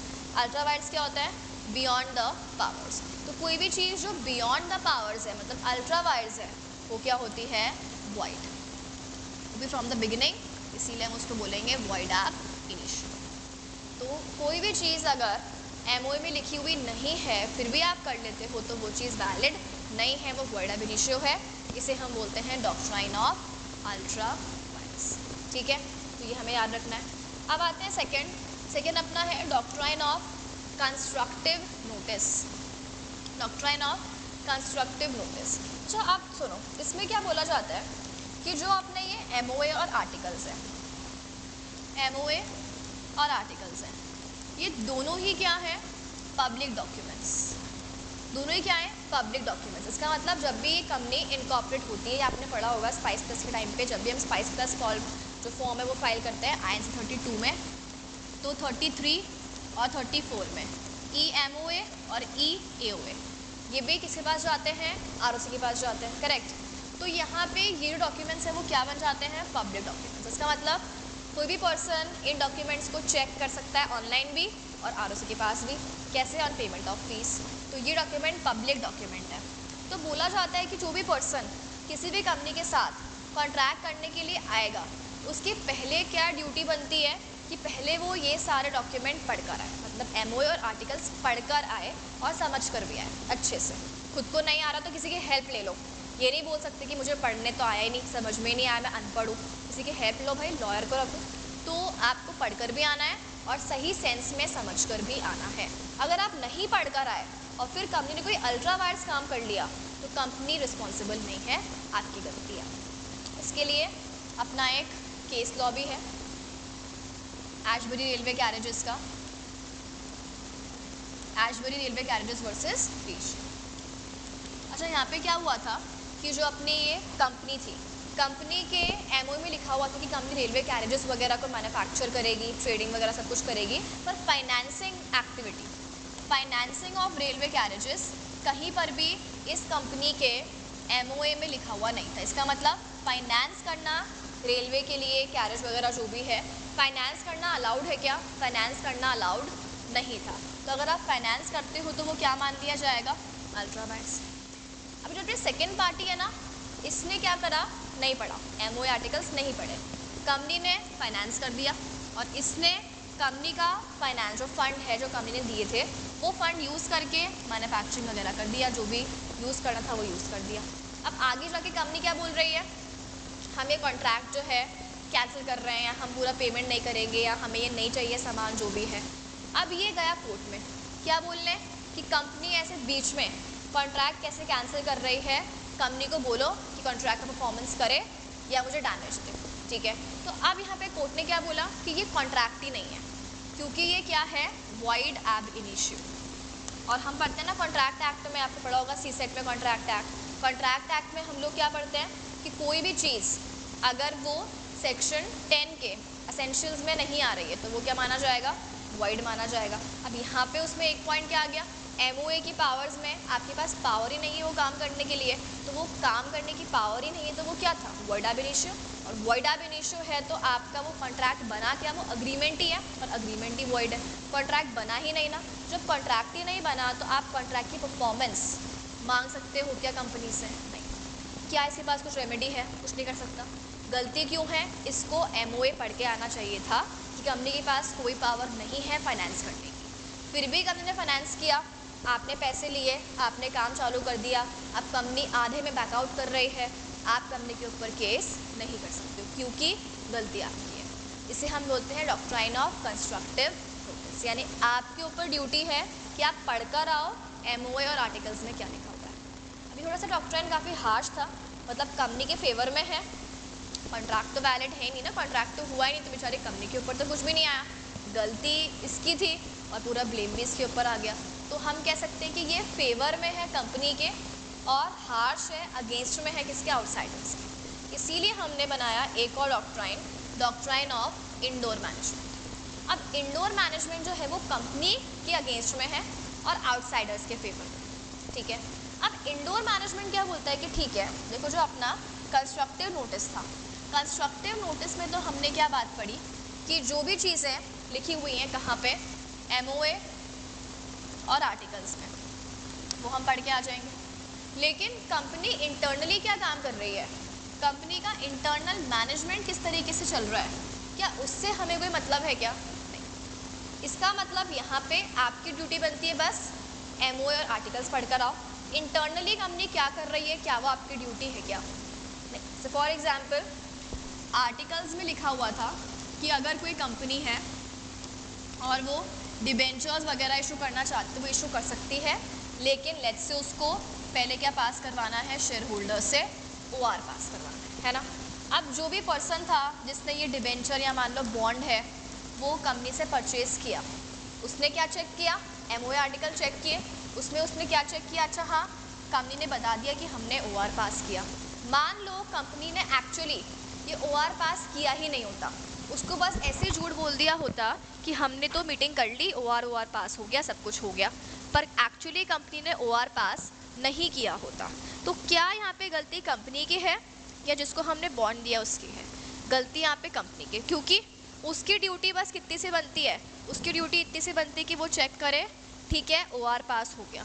अब एक्चुअली प्रोसेस हुआ पूरा नहीं हुआ, मान लो मीटिंग हुई नहीं थी, ऐसे ही लिख दिया हमने, झूठ बोल दिया, या ओआर वैलिड पास नहीं हुआ था, है ना। जैसे अपन को कंसेंट कितनी चाहिए होती, 51%, मान लो 49% आई होती, कंपनी ने हाँ बोल दिया होता। अब ये सब चीज़ें जाके वो चेक करेगा क्या, उसको कोई खुद की लाइफ नहीं है क्या? तो इतना हम बर्डन नहीं डाल रहे, हम आपको ओनली क्या बोल रहे हैं, एमओए और आर्टिकल्स पढ़कर आओ। इंटरनली कंपनी क्या कर रही है, कैसे कर रही है, वो जानने की ड्यूटी आपकी नहीं है। तो उसे हम क्या बोलते हैं, डॉक्टर ऑफ इंडोर मैनेजमेंट, ये in the favour of outsiders है एंड अगेंस्ट द कंपनी, ठीक है।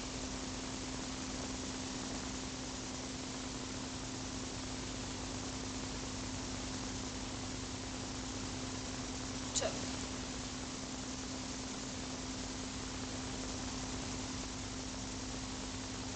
और ये चीज़ याद रख लेना, जो डॉक्टर ऑफ इंडोर मैनेजमेंट है उसको हम बोल रहे हैं पॉजिटिव, क्योंकि वो किसके फेवर में है, आउटसाइडर्स के। और कंस्ट्रक्टिव को हम क्या बोल रहे हैं, नेगेटिव, क्योंकि वो किसके अगेंस्ट में है, आउटसाइडर्स के। अभी एक लास्ट टॉपिक देख लो, exceptions of doctrine of indoor management. यानी अभी आपने क्या बोला कि आपकी गलती नहीं मानी जाएगी, गलती कंपनी की मानी जाएगी, क्योंकि आपकी रिस्पॉन्सिबिलिटी नहीं है कि आप इंडोर मैनेजमेंट चेक करो, लेकिन इन केसेस में आपकी गलती मानी जाएगी, मतलब आउटसाइडर की गलती मानी जाएगी। अच्छा, पहली बात, आपको एमओए और आर्टिकल्स आप पढ़कर ही नहीं आए हो, आपको आते पते ही नहीं है, और फिर क्या बोल रहे हो कि बिना पढ़े कि गलती कंपनी की है, इंडोर मैनेजमेंट है, ये है वो है। जैसे फर्स्ट वाले केस में आपको पता ही नहीं था कि ओआर पास करना है, तो क्या आप बोल सकते हो कि ओआर सही से पास नहीं हुआ? अरे आपको तो इतना भी नहीं पता कि ओआर पास भी करना था। तो इस केस में, इस सिचुएशन में अगर आपको एमओए और आर्टिकल्स की ही नॉलेज नहीं है तो क्या आप इंडोर मैनेजमेंट का बेनिफिट ले पाओगे क्या? नहीं ले पाओगे। पॉइंट नंबर 2, कोई फ्रॉड वगैरह हुआ है और आपको पता है, मान लो कि आपको पता होती ये बात कि कंपनी ने ओआर पास नहीं किया, या मान लो किसी के साइन करवा दिए, डायरेक्टर के साइन करवाने थे, वो पर्सन डायरेक्टर नहीं है, आपको पता है, पता होने के बाद भी आप इग्नोर कर रहे हो, ठीक है तो कर दे साइन, क्या फ़र्क पड़ रहा है, और फिर क्या बोल रहे हो, गलती कंपनी की है। आपको पता है ना कि गलत कर रही है कंपनी, फिर भी आपने नहीं रोका, तो क्या हम आपको बेनिफिट देंगे क्या? नहीं। तो जब आपको नॉलेज है फ्रॉड के बारे में। अच्छा, तीसरा, नेग्लिजेंस। अब देखो कुछ कुछ बातें होती हैं जो हम नॉर्मली थोड़ा सा एफर्ट करें तो हमें समझ में आ जाती। जैसे फॉर एग्जांपल कोई डॉक्यूमेंट है जिस पे आपको 2 डायरेक्टर्स के साइन चाहिए। अभी कोई नॉर्मली ऐसे रैंडम पर्सन बैठा हुआ है वहाँ पे, ठीक है, और ऐसे बातें बातें कर रहा है लोगों से, और ऐसे चाय वाय बना रहा है या चाय सर्व करके आ रहा है, थोड़ी बहुत सफाई कर रहा है। अब दिखने से हमें समझ में आ रहा है ना कि वो पर्सन जो है वो कोई बहुत हाई पोजीशन पे नहीं है, क्लर्क वगैरह होगा, पियोन वगैरह होगा, जो भी है। आप उसके पास गए और उसने आपको बोला कि मैं कंपनी का डायरेक्टर हूँ, है ना, और मेरे साइन ले लो आप डॉक्यूमेंट पे। आपने बिना कुछ उससे पूछे, आप लेट हो रहे थे तो आपने उसको क्या बोला, ठीक है तुम डायरेक्टर हो ना, साइन कर दो। क्या यहाँ पे आपकी नेग्लिजेंस है या नहीं है? आपको उसकी जो भी वो हरकतें कर रहा है या जो उसकी पोजीशन आपको दिख रही है कंपनी में, क्या आपको नहीं दिख रहा कि ये पर्सन तो लोगों को सर्व कर रहा है, ये डायरेक्टर कैसे होगा? तो वहाँ पे नेग्लिजेंस है या नहीं है? आपको जल्दबाजी थी तो इसीलिए आपने जो दिखा, जिसने बोल दिया उसकी बात मान के साइन करवा लिया, तो बेवकूफ़ वाली बात हो गई ना, तो वो किस में आ जाएगा, नेग्लिजेंस। नेग्लिजेंस अगर आपने की लापरवाही की है तो भी आपको ये बेनिफिट नहीं मिलेगा। और लास्ट तो फॉर्जरी। देखो फॉर्जरी है तो सामने वाले पर्सन के आपने फेक साइन किए हैं, तो फेक साइन किया है तो वो तो बिगिनिंग से ही जो अग्रीमेंट है वो वॉइड ab initio है, तो वहाँ पर तो आप कोई भी बेनिफिट वैसे भी नहीं ले पाओगे, ठीक है। तो फॉर्जरी के केस में वॉइड ab initio है तो कोई बेनिफिट आपको नहीं मिलेगा, और वो तो फ्रॉड में आ जाएगा वैसे भी। तो ये अपने सारे क्या हो गए, एक्सेप्शंस, ठीक है। और विद दिस अपना जो चैप्टर है वो चैप्टर भी यहाँ पे डन होता है। अच्छा, एक और आता है इसमें जो अगेन आपके चैप्टर नंबर 1 में गिवन होगा, doctrine of alter ego. Doctrine of alter ego, basically यहाँ पे ये ऑल्टर ईगो क्या बात करता है, जैसे हम नॉर्मली क्या पढ़ते हैं, कंपनी क्या है, एक सेपरेट लीगल एंटिटी है और उसमें जो भी लोग काम करने वाले हैं वो एकदम अलग है ना। तो लेकिन अल्टीमेटली अगर कोई पर्सन गलत काम कर रहा है तो हम उसको और कंपनी को अलग अलग नहीं मानेंगे, हम उसको और कंपनी को एकदम सेम मान लेंगे, ठीक है। तो हम यहाँ पे कंपनी और उस पर्सन को जिसने फ्रॉड किया है, आप कोई भी पोजीशन का हो, चाहे वो डायरेक्टर हो, चाहे वो एम्प्लॉय है, चाहे वो मेंबर है, ओनर है, कोई भी है, हमें उसकी पोजीशन से कोई मतलब नहीं है। हम उसकी पोजीशन को साइड में रखेंगे और उस पर्सन को और कंपनी को एक ही मानो और उसके ऊपर लगा दो आप जो भी मतलब कॉन्सिक्वेंसेज आ रहे हैं, पेनल्टी आ रही है वो आप लगा दो, उसे हम क्या बोलेंगे, डॉक्ट्राइन ऑफ ऑल्टर ईगो, ठीक है। सो ये बेसिकली आपका चैप्टर नंबर 3 भी यहाँ पे होता है ओवर। आज क्लास में हम लोग इतना ही करते हैं, बाकी हम लोग करेंगे कल कंटिन्यू। Thank you.